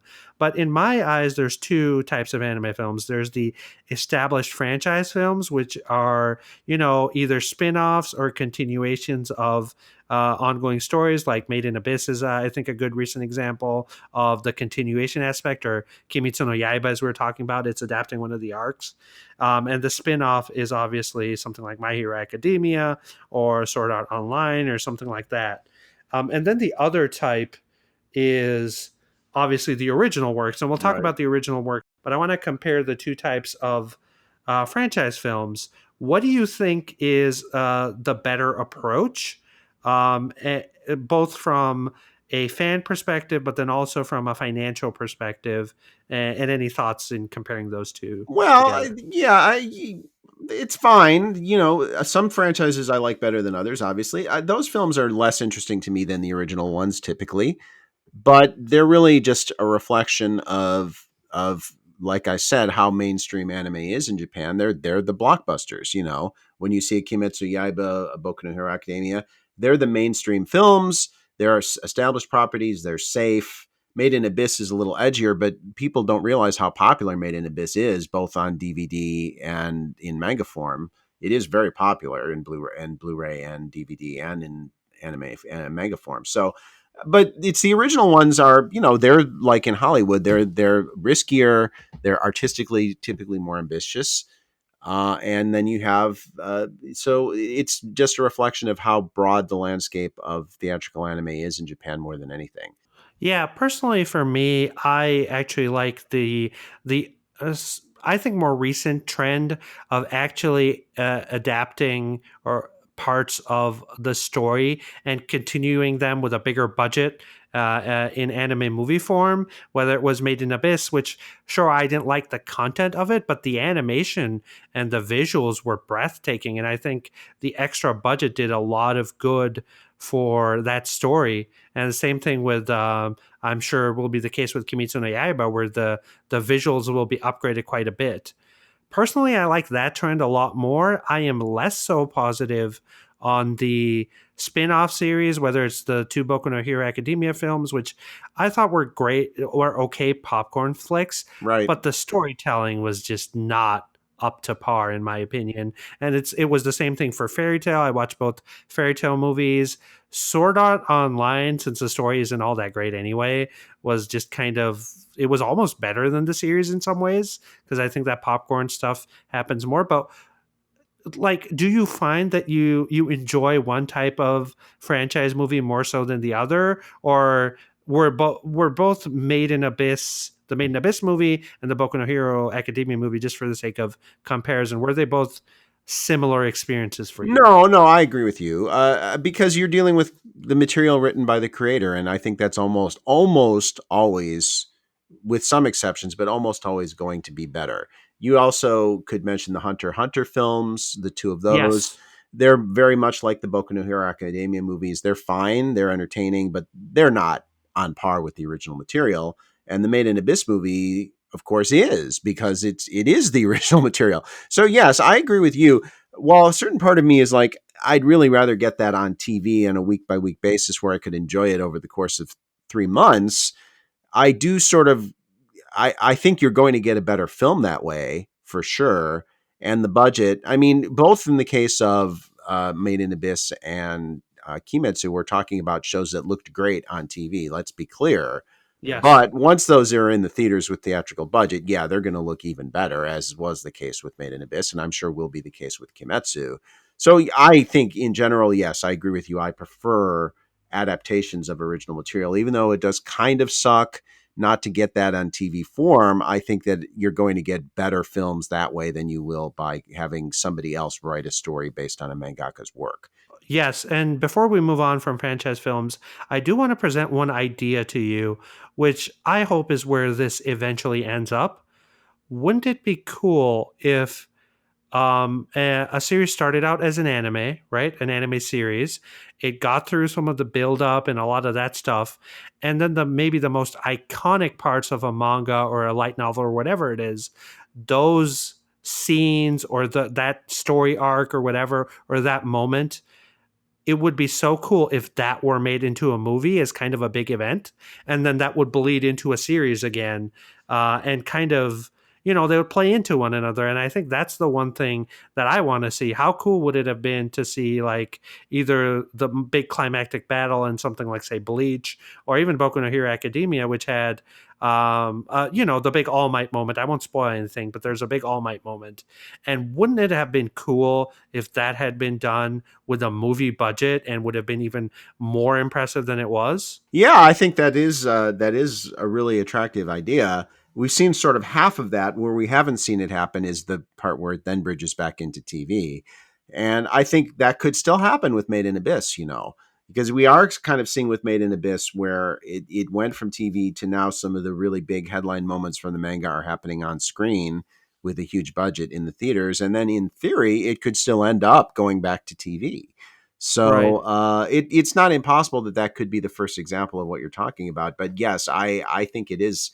I think the last part of it is what really makes it appealing for me, is when it then bridges back into going back into TV anime. I think you have a synergy in what you're describing, where the TVs and the movie of the same series are helping each other. They're it's it's a symbiotic relationship where each is promoting the other, and it kind of flows back and forth. I think that would be a really terrific approach to take if somebody's got the balls to do it. Yes, and I think maybe Kimitsu might be the first one because Well, they're doing except that. the manga's over, so there's only so much material, right? Is there enough material for them to do that? I don't know, honestly. I haven't read the manga, but this is the Doom Train arc or whatever is what the movie is. And then if there's a second season, maybe they flow into one another. So, There's no if. There's no if. There is a oh, yeah, second yeah, yeah. season. There is a second season. So maybe the if that I was talking about is that they do flow into one another Oh, seamlessly. it could happen. Yeah, yeah, for Yeah, sure. that would be cool. Okay. I think I've delayed it for long enough. So let's jump into original works. And let's start by kind of talking about what do you think is your most notable work in recent times? And we'll kind of go from there. Let's each mention one, and then we can kind of go into a separate direction with regards to the creators and people who we think are important in anime film today. Okay. Well, original, colorful, which came out 5 or 6 years ago at least, but is one of my favorite anime films of all time. Is a totally original. It's not based on anything, and it's absolutely, absolutely fantastic. So I'll mention that one first. Okay. For me, it was Your Name, and much for the same reason. It was original. It was very different. Before that, I would say Summer Wars, but really, Your Name, I think, elevated things to a very high degree. And I got the same feeling I got from Your Name that I got from something like a Christopher Nolan movie or something even farther back, where I was emotionally like feeling something Mm, every second I was watching it, mm, whether I was laughing or chuckling or smiling or had a big grin on my face or had tears. I think the emotion that was shown there was really impressive. And I think as I kind of think about that, I do wonder what is it about these original works that I think allows them in some ways. It's a very limited runtime, right? yeah, 2 hours, 90 minutes. Yeah, sorry about that. 2 minutes, 90 minute, 2 hours, 90 minutes, somewhere in between, typically. Is that the ambulance trying to go and rescue the anime industry? I hope so. It's on life support. It needs desperate attention. So yes, people, I do want to say that in case you're commuting, that siren was on our end. Yeah, my end specifically. Yes, yes. So going back to original works, what do you think is different from like almost even anime series in that they're able to bottle some of that emotion and that power in like a 2.5 hour runtime? Well, you don't have to fit a size 11 shoe into a size 9 box. I mean, into a size 9 shoe. I mean, you don't typically manga adaptations, light novel adaptations I care less about, but the same is probably true there. They almost never fit conveniently and neatly into whatever box anime is trying to put them in. And when you have you have a creator who writes something specifically for the screen, there's two factors. One, it's however long it is. There's editing, of course, but basically they write something more or less designed to fit in the time slot that's allotted for it. And whether that be 100 minutes or 95 minutes or 115 minutes, whatever it is. And then because seeing something theatrically, the both narratively and just visually, theatrical film is different than TV. You have people who write with, I think you have people who write with theatrical scale in mind, and I think that makes a difference too. And I think, with some of the movies we've already talked about, with some of the creators behind those movies, who we may mention later, this is part of it. They know how to write specifically for the medium that's going to showcase it. And there's no adapting. There's no trying to fit something into another form. It's custom made. It's like going to a tailor and having a suit made for you versus going to a department store and buying one off the rack. Yes, I agree. And then one thing that I've noticed, I don't know if you agree with me here, but the stories in anime film that are really powerful tend to be timeline wise either they feel like they're smaller scale in terms of time frame. So it's not like a large epic story. It's a very controlled and very focused event almost, Mm-hmm. that gets focused on. And I think that points to the success. There's obviously some time skips and some time jumps every now and then, but most movies will focus on a specific event, and I think that's where a lot of that power comes in.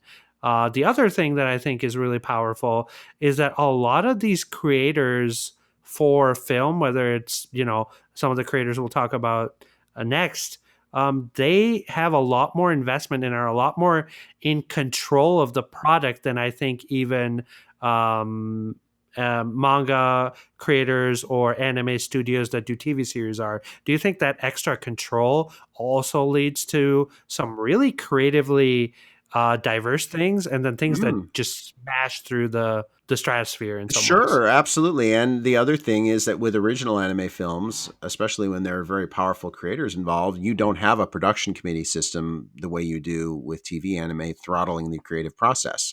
And that makes a huge difference. That to me is the single biggest difference, I would say. So I have a question for you before we move on to the creators. Do you know how the funding angle differs from that of a production committee traditional system, or is it all shrouded in secrecy as far as anime film goes? Well, it's different, obviously, with adaptations than it is with original material because anytime you're Right. dealing with an adaptation, you have the licensing rights and all that, and everyone's going to take a piece of that pie. But the main source of income for a theatrical film is people buying tickets for it, and that's the big difference. Is that can be a lot more money, as you know, as we mentioned, just in one day. The Kimetsu film, admittedly, it broke the record, but just in one day, that did over a billion yen, which is over $10 million in one day. And a TV anime can't generate that with Blu-ray sales unless it's Kimetsu no Yaiba or something similar. So over the course of its entire lifetime, so that's the big difference. Is the funding, the main source of income for theatrical films is ticket sales, and that's why the COVID situation is such a nutbuster, especially in the States. But if it worsens in Japan, that could be a big problem here too. And in fact, you saw a lot of films get delayed from release in Japan because of that, and a couple of them did end up finally going directly like streamed as their premieres. So. That's it, really. There's no production committee system. There's not as many people who get their hands in it, and you have a much more clear cut revenue stream that's much less kind of fragmented than it is with TV anime. Right, and you can also kind of double dip more so than TV series because Yep. when you release the discs and the Yep. Blu-rays, I Yep. feel like Yep. it's a lot cheaper to buy a movie Blu-ray, and therefore more people can buy it, and it's a lot less investment than a TV series. And also the soundtrack sales can be huge with movies. They can be Right. huge revenue generators. They can be with TV anime too, but something like a Shinkai film will have huge soundtrack revenue as well. Okay, I'm glad you mentioned Makoto Shinkai because I want to kind of transition over to what we think are the big names in anime film right now and people to keep an eye on. And obviously, I think in some ways you're more familiar about this than I am. I only know of two, so I know you would have mentioned both of them as well. But let's go back and forth and let's mention one each. And I'll kind of open it up to you first, keeping in mind that the two big ones I'll just mention as we go through. Okay, sure. So me first, you said. Let's talk Yes. about Keiichi Hara, who is the director of well, he's the director of Colorful, which is the film I mentioned as one that I really wanted to talk about. But he's also done other films. He did Miss Hokusai, which was Oscar nominated, and a really important Birthday Wonderland. His recent film, not his best, but then he did another one called Summer Days with Ku, which is a Kappa, a story about a couple kids and Kappa and environmental destruction and such. So he's an auteur. I think what we're talking about with these directors, we'll be talking about in writers, is they're auteurs. You know, they have a vision and they make it on film. So the films are to a certain extent about them and their vision. And Hara is one of those people. He's also done some live action direction as well, as has Ano Hideaki, for example. But yeah, Keiichi Hara, that's the first name for me. And if you have not seen Colorful, see Colorful, because it is an astonishing. And you talk about how you cried during Your Name. I cried during Colorful. It's an incredibly powerful experience to see that film. Yes. I have actually not seen Colorful, so shame on me for that. Most people haven't. Most people haven't. Yeah, yeah. Yeah, I think for me, um, um, with Colorful, and I think some of the other stuff as well. I'm sure with some of the other creators you mentioned, I didn't get into original animated films until Makoto Shinkai, which is kind of Mm. my first one, and I think he's the biggest one right now, just because of the success of Your Name, and then Weathering with You, which I didn't find as exceptional as Your Name, and a lot of people didn't, but maybe Your Name could just never have been topped. But yeah, Makoto Shinkai for me, he's the one that really got me interested in the transcendence of anime film and how it could openly compete with television series. Because I've always been of the mind that television series can't be beat by film because, television series just have a longer runtime and more time to uh, develop the story and the characters, and I think that's still true. But damn, does Makoto Shinkai make a huge argument in the face of that whole concept? Yeah, I mean, he's no doubt the biggest commercial force in anime film since Miyazaki. No question about it. I I personally would not rank Your Name. If I was going to say there's a signature Shinkai film for me, it would be 5 centimeters per second. And I Mm, also love Garden of Words, which I think is really a great offbeat, quirky film. I love Your Name, but it's a little too polished and too a little it's a little too mainstream for me. I think Shinkai is better when he's a little more eccentric, and I don't and to me it's a little it rings a little false for me, if I'm honest. I think it is a really really good film. It's not for me his best work. Weathering with You, to me, it's obviously a sequel to, in a sense, to Your Name. In fact, it even has a couple of Your Name characters who do cameos in it. But right. it's clumsier. It's not as slick, and it's not as effectively packaged. But in many ways, it feels more honest to me because of that.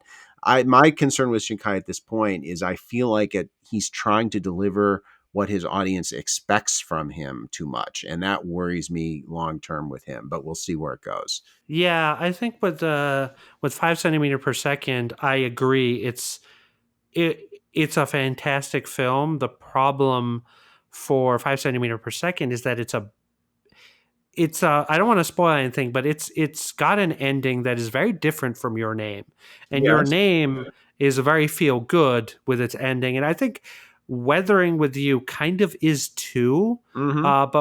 But I think that's one of the reasons why I like Your Name is because honestly speaking, I appreciate film that like makes me feel really bad, like Violet Evergarden. I love, and a lot of KyoAni stuff that like manipulate you into pain and stuff like that. And I don't think 5 centimeter per second does that. But I kind of like to feel good, and I liked the optimism in Your Name. Uh, as for Weathering with You, I agree with you. I'm a bit worried too.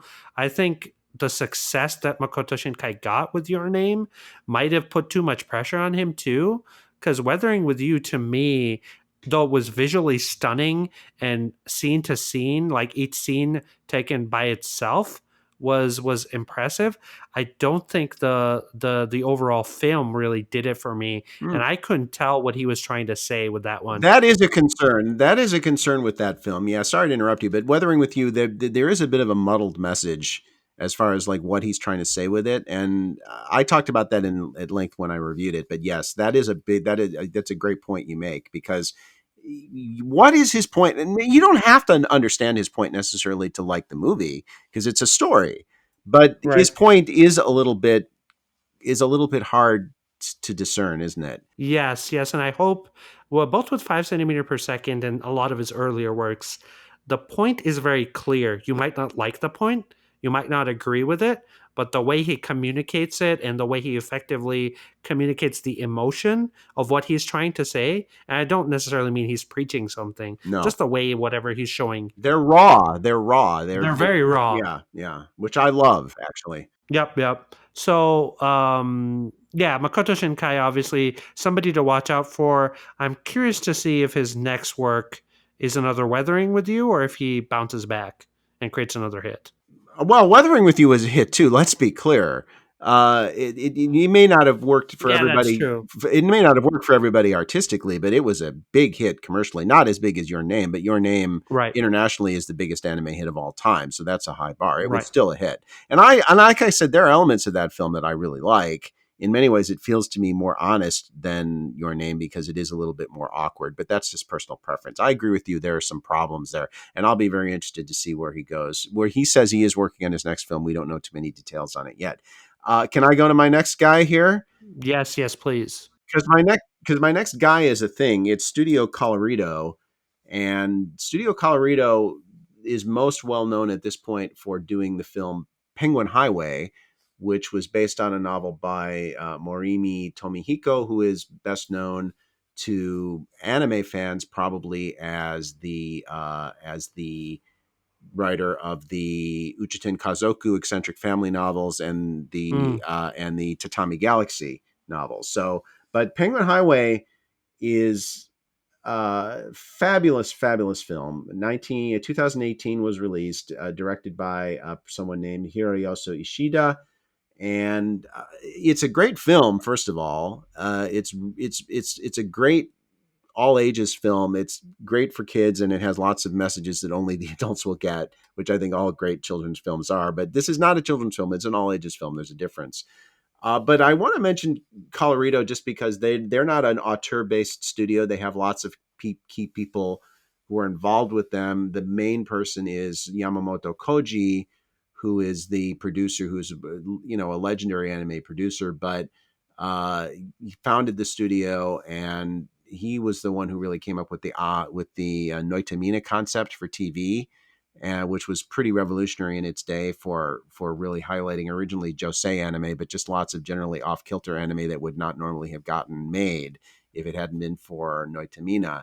And Colorido has lots of interesting people working for them. They're doing lots of interesting things with, hiring their own in-house people, training them, paying them a living wage, which in anime, as we know, is pretty rare.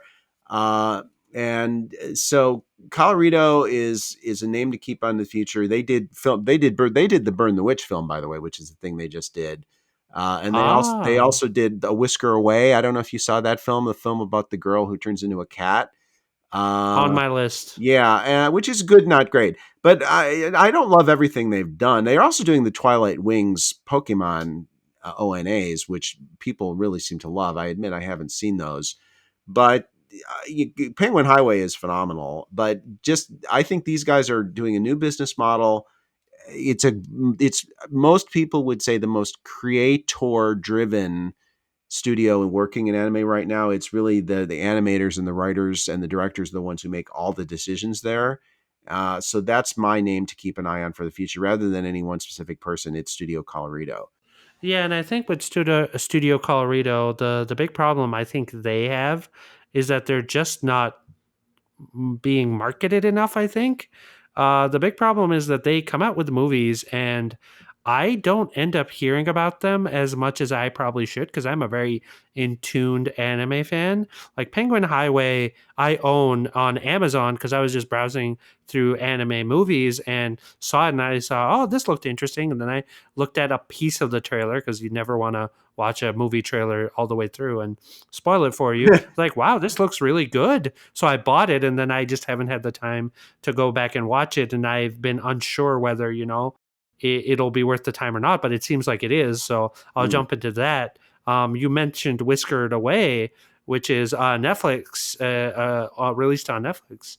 And again, there was just no fanfare or announcements or any excitement around that. And it looked really, really good. So I think for them, I'll report back after I watch Penguin Highway, and I did get through a big part of Burn and the Witch, but it's been split up into 3 episodes for some reason on Crunchyroll, and so I got through 2 and just need to watch the final one. But the animation was fantastic. Right. The story was, you could tell it was Kubo type. Yeah, it's Kubo. Yeah. I think they need a hit. They need a big hit. I think it's less of a problem in Japan than out. They're more well known Right. here, but they haven't gotten that international boost. If the first big hit they have, I think that all changes. Yeah, they need a Your Name, basically. Yep.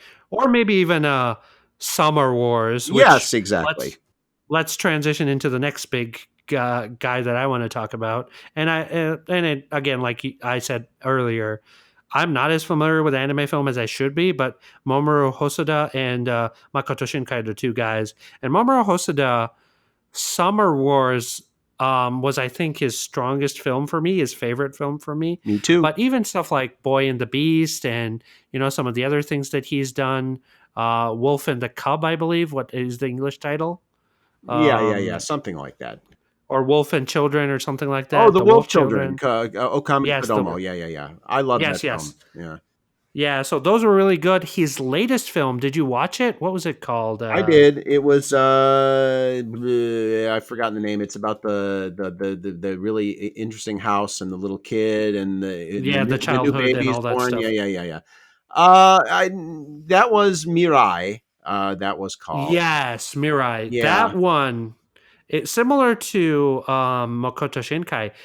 That one didn't work for me as much. It was visually very interesting, but I ended up leaving a little bit disappointed compared to some of his other films, because a lot of his other films had a very clear, discernible message and a narrative to them, and this felt like more of an art film, which isn't bad, but that's not what you expect from him, having seen his other work. I don't know. What do you think about Mamoru Hosoda and what he did versus what he's doing now? Well, yeah, Hosoda and Shinkai were the 2 who, for many years, were always labeled with that next Miyazaki curse. They were the 2 that people always talked about. And Hosoda hit commercial success before Shinkai did, and then Shinkai hit bigger commercial success than Hosoda. But Hosoda is probably as a name director outside of Ghibli and outside of Shinkai, he's probably still the biggest name as a commercial property. The thing I want to point out about Hosoda, who I love, actually probably equally with Shinkai, I'll say, is for all of his movie career, he was cooperating. He got started on Digimon, by the way, just for those of you who love Digimon. That's where he cut his teeth. He worked with a woman named Okudera Satoko. She was the screenwriter for all of his films up through Okame Kodomo and The Wolf Children. And then they parted ways for whatever reason. I don't know why. And he took over the screenwriting for The Boy and the Beast and Mirai. And those are his weakest films, in my opinion, those 2 films. And I don't think that's a coincidence. I think the writing is kind of unfocused. They don't have the same kind of emotional heft. They're good films, but they're not as good as the stuff that came before, in my opinion. And I think so that's why I have some trepidation about what the future holds for Shinkai, because I don't know. Hosoda, you mean? Hosoda, yeah, because I don't know if he's capable of generating the same level of quality without working with his screenwriting partner. But my favorite among his films is indeed Summer Wars. I think that is his best work. And then Okame Kodomo, those 2. Okame Kodomo, only because I think the ending is a little bit of a miss for me. Maybe is the only reason I don't pick that as his number 1 film, because I think at its best, that's his best work.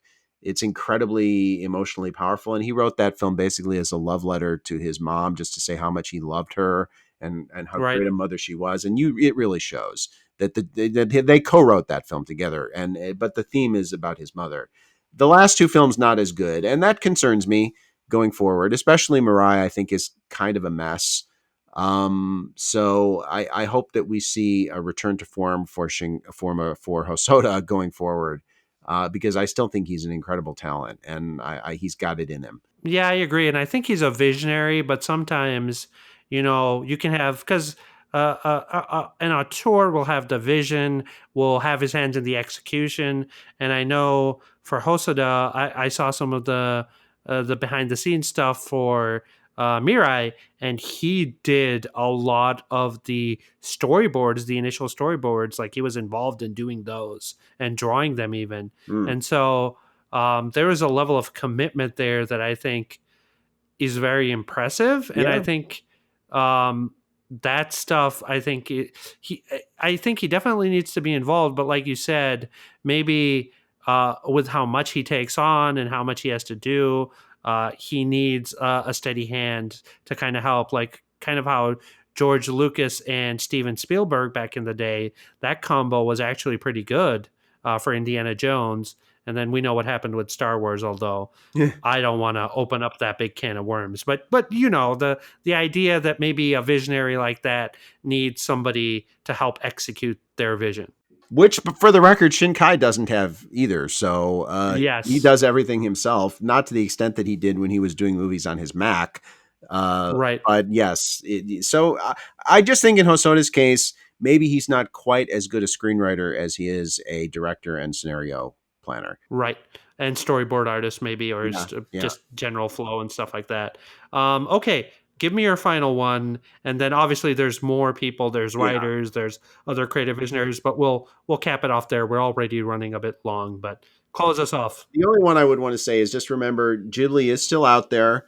Miyazaki is working on another feature film. He's an old man. We don't know when it'll be released, but Ghibli is still out there, and so don't forget about them. And then there's also Studio Ponoc, which kind of came as the spin-off of Ghibli, you might say. And they've done mostly short works, but they've done a couple of features that have been kind of interesting. And they have a lot of former Ghibli people working for them. So definitely keep an eye on Studio Ponoc. Yonebayashi Hiromasa is the Ghibli assistant director, who basically is more or less the main dude at Ponoc. Right. All right. That sounds good. And I want to kind of close off the topic by talking about the future of anime film really, really succinctly. What do you think it looks like? Is it promising? Is it good? Are you excited about anime film? And let's cap off with our thoughts on that. Yeah, totally. Like I said, I think it's healthy. I think you've got big individual creators like Shinkai and Hosoda. Keiichi Haihara is not a commercial powerhouse, but when he can get a film produced when he wants to get it produced, which is something TV visionaries can't do these days, as witnessed the experience of uh, well, I don't want to get into the whole business there's ugliness with TV anime. We know the story. Hoshiano Yep. Sora, we've been there. I do think it's good. I think there is a good future. I worry a little bit for Hosoda and Shinkai just because I don't think their latest films are their best work, and I do think they're the two most important figures working in as individual visionaries, auteurs, and I hope that they get back to their top form. But even their not top form is still pretty damn good. And keep an eye on stuff like Colorado and Ponoc because they're gonna keep, I think, the kind of core concept of Ghibli going forward, and Ghibli's still there too.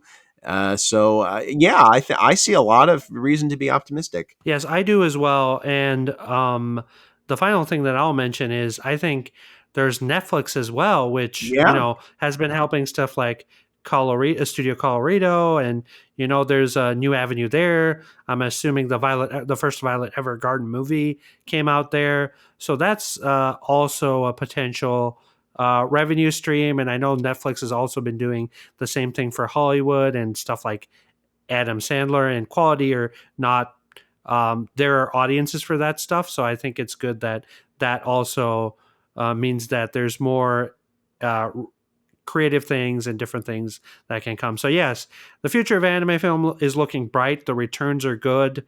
And I think with that, we'll end the first version of this topic because I think we'll be checking in periodically with the anime theatrical film industry just as much as we do TV series. So yes, write in, dear listeners. Let us know what you think. Did we miss anything? You guys keep us honest, and you guys give us really interesting things. So that actually bleeds into what we'll be talking about next. Listener questions. All right, dear listeners. this is your part of the podcast. You own this. And so we'll just jump right into quite a bevy of questions that we got this week. So that was awesome. Thank you as always. And we'll start with Riv over at Lost in America. And since we have a ton of questions, again, I'm going to paraphrase and take out the relevant bits. And if I miss something, Guardian Enzo will jump in and remind me of how bad I am. So Rivs mentions and asks, well, obviously he does the great thing of complimenting us first, which is awesome. And he talks about he is curious about how and why the structure of the anime TV schedule came into being. And he talks about how they're broken into 4 seasons, and he wonders if the season breakdown is why cores are 12 to 13 episodes, or if the cores are what resulted in the breakdown into the 4 seasons. So this one is totally above my pay grade. So maybe Guardian Enzo knows the answer to this. I smell a chicken and the egg question here. I don't know about you. Well, I don't know the whole history in great detail, but if you look at the history of TV anime, it really started to explode in terms of volume right around the early part of the 21st century. So like right around 2000, 2002, 2003, it was a big jump, and you saw a big raise in the number of series that came out that ended up going right through about 2017, 2018. And then it started to dip a little bit again, which is where we are now. Still a lot compared to where we were 20 years ago, but and that's when like 20 years ago is when the seasonal structure really kicked in. Why anime chose to do winter, spring, summer, fall as opposed to like NBC, CBS, ABC, Fox, which did their fall season and all that kind of stuff, I don't know. But I do think it was the well, then again, though, in the old days, the standard length of a lot of anime was 26 episodes. So it may be that I think it was, if you'll permit the answer, a bit of a hybrid. I think the anime seasonal structure came to be partly in response to the fact that a lot of anime were already 13 or 26 episodes long. And then I think as this structure, as the volume of anime increased, they did so in a format that fit what already existed, which was the seasonal structure. So it's an Ouroboros, if you will. Right. And I don't think we've commented too much on Japanese television, but Japanese television, it seems, is from what I've heard, and this is just me listening to people who live in Japan, and maybe you can comment on this, but it's very dry and very standard and very positive. And I think a lot of anime airs at really odd times, and I think that might have also contributed to the schedule, both in terms of the volume, but then also all the stations and time slots and stuff like that. And sometimes they would be on prime time as well, and that's why we see series get pushed because of a ball game or something like that. So I think the contrast of how different anime is and how much there was might have also influenced that. But from my end, it's all just speculation. Yeah, I mean, you big Shonen Jump titles typically air around dinner time, or really big shonen titles generally like Mix or something, or Major, something like that. Kids oriented series tend to air in the morning on either Saturday or Sunday, but the majority of what anime fans in the West follow and think of as an anime schedule, those shows are late night shows for the most part. They are at 11 p.m. and 1 a.m. and stuff like that. And a lot of times the production committee is actually paying the TV networks to air them. So they're really almost like infomercials for the product at that point, as much as they are TV programs. Okay, awesome. So let's move on to John, who I complimented at the beginning, because I think this was all one comment that we broke up into pieces, correct? Yes. Okay. So he mentioned a really, really awesome question where he talked about what we would do if we were designing an Anime 101 syllabus and what anime we would include on it. John, this is an awesome question. We are going to make this a topic of the week soon, I would say, because obviously we need to research and we need to think of this, but I apologize. We won't answer this right now, but you can expect a longer 30 to 40-minute answer on this sometime soon. Yep. His second question, which I think we can answer, is what are the best long long anime series, 100 plus episodes, and I'm going to limit it to one each this time, and then obviously, or let's just say two each. Let's Okay, give two each. good, because I have two. Okay, cool. So go ahead. He mentioned Hunter x Hunter, Yes. so you don't want to give that Right. one in. Yeah, that's obviously the first one. That's the one that comes to mind first. I'm not a huge fan of 100 plus episode anime as a rule because most of them are pretty erratic quality wise. The two I would point out are Touch, which just made it at 101 episodes, and Gegege no Kitaro 2018, which was considerably over 100, and I think mostly very, very good. Yeah, I actually love 100 plus episode series. I've seen a lot of them. Like you said, very few of them end up maintaining that quality throughout. But I love them. I like John mentioned, I like getting immersed in a world and submerging myself into it. So for 100 plus episodes, I think and I'm going to cheat a little bit and say Mason Ikoku is a good one. It's at 92, so it's close. That's one that I think is a good one to just immerse yourself into because it's basically like 4 years of all the characters' lives, and it's a romantic story and stuff like that, romantic comedy. So that one's one that I wholeheartedly recommend. And then I would say for long running shonen series, I would say probably Naruto is actually a good one to dive into. I would just say when you do that, get a list of filler episodes and skip over those because Mm, that's what killed that series lengthwise was there were long stretches where the anime caught up to the manga, and this was the first time I think in the history of anime where that happened, but it might not have, where the anime just like literally caught up and then they had to either stop it or keep going. mm. So uh Naruto I think is actually a really good one if you skip all the filler crap in there. Let me just throw in the name of one I forgot until literally just now, which I think has to be mentioned, which is Uchu Kyodai Space Brothers, which Yes. ran for 99 episodes. And I think it, even if it's not technically 100, it comes pretty damn close. So I think we should mention it in this context. And it might, I have a feeling that will Yeah, get a second I season think at some it'll come point. back at some point. I agree. Yes. And I'll mention Gintama in passing as well. Although that series isn't over yet, even though it's had 4 or 5 final episodes and a final movie that's coming out soon. But Gintama is also a good one at 300 and something episodes. Yikes. Yeah. And then there's like the really two big ones that I just want to briefly mention that aren't as good. Like I think Detective Conan hit 1,000 episodes Oh, for recently. sure. Yeah. It's still going. Jesus, and One Piece is getting up there. Yeah. Totally. But those I wouldn't recommend as much. One Piece has a pacing problem, and Detective Conan, I want the guy to just grow up. And of course, the ultimate king here, is Sazai-san, which is the longest running TV series in any Yes, country ever, and is ever. still Yep. going on. And as currently at how many episodes? I don't even know, but it has been continuously on the air since 1969.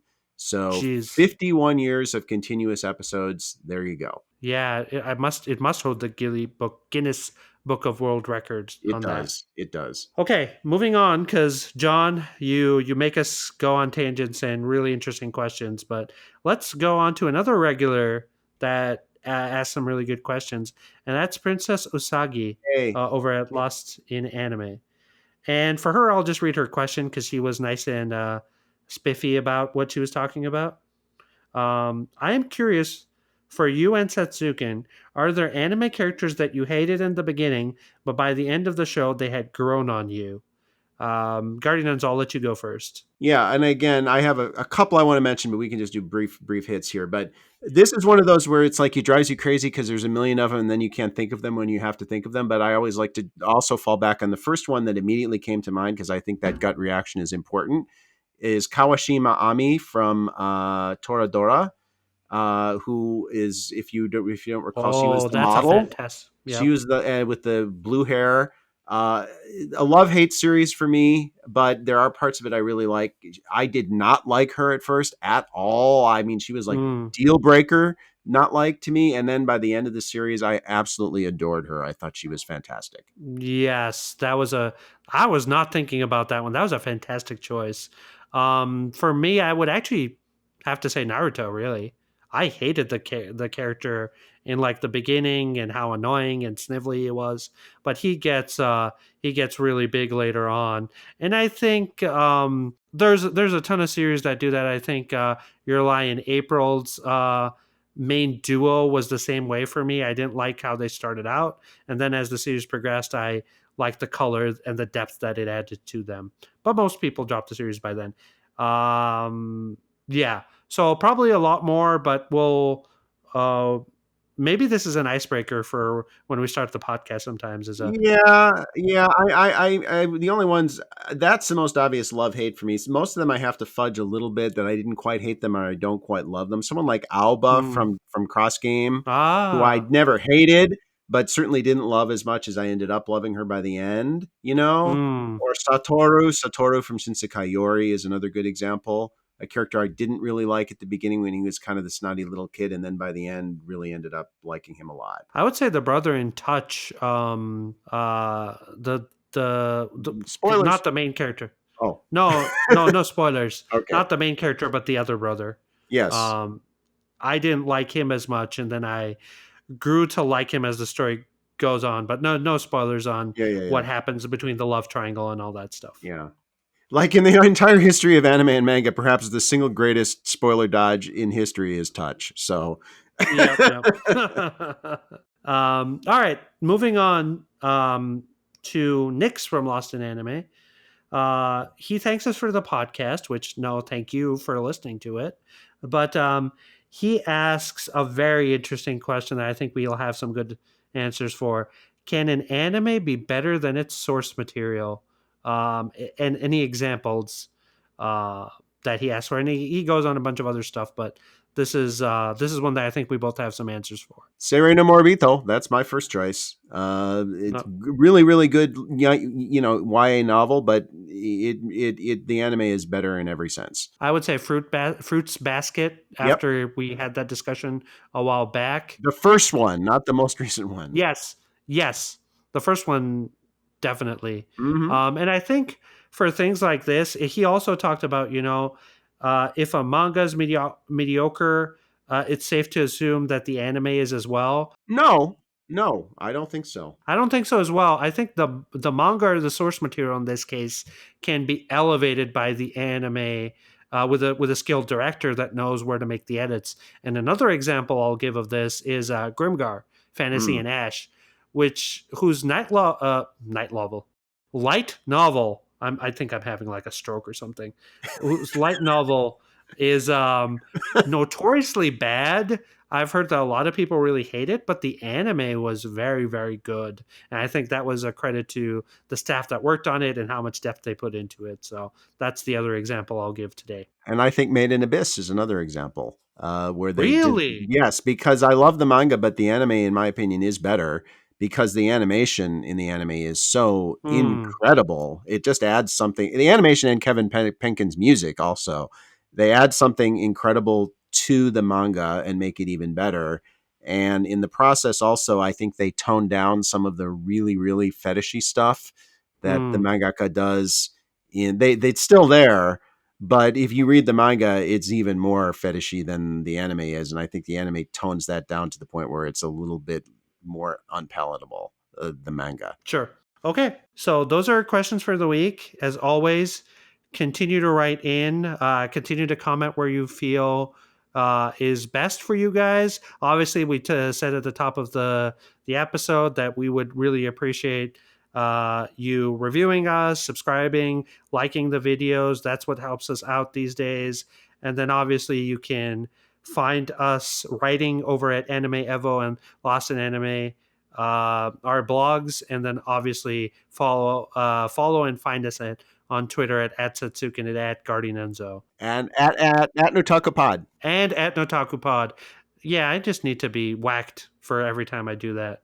So forget about it. So with that, I think we're going to go. Guardian Enzo, any last words before we head out for this week? Yeehaw. Okay. Well, you got a little bit of a cowboy theme going. Maybe I'll challenge you to, when you host next week, just have a cowboy theme going for the podcast as a whole. But Yeehaw. Anyway, all right, guys, we'll get out of your hair. This was another long episode. I apologize. We tried to keep it smaller. And for those of you who've been complaining about how the episodes aren't long enough, here you are. There you go. All right, see you guys. Bye. Bye.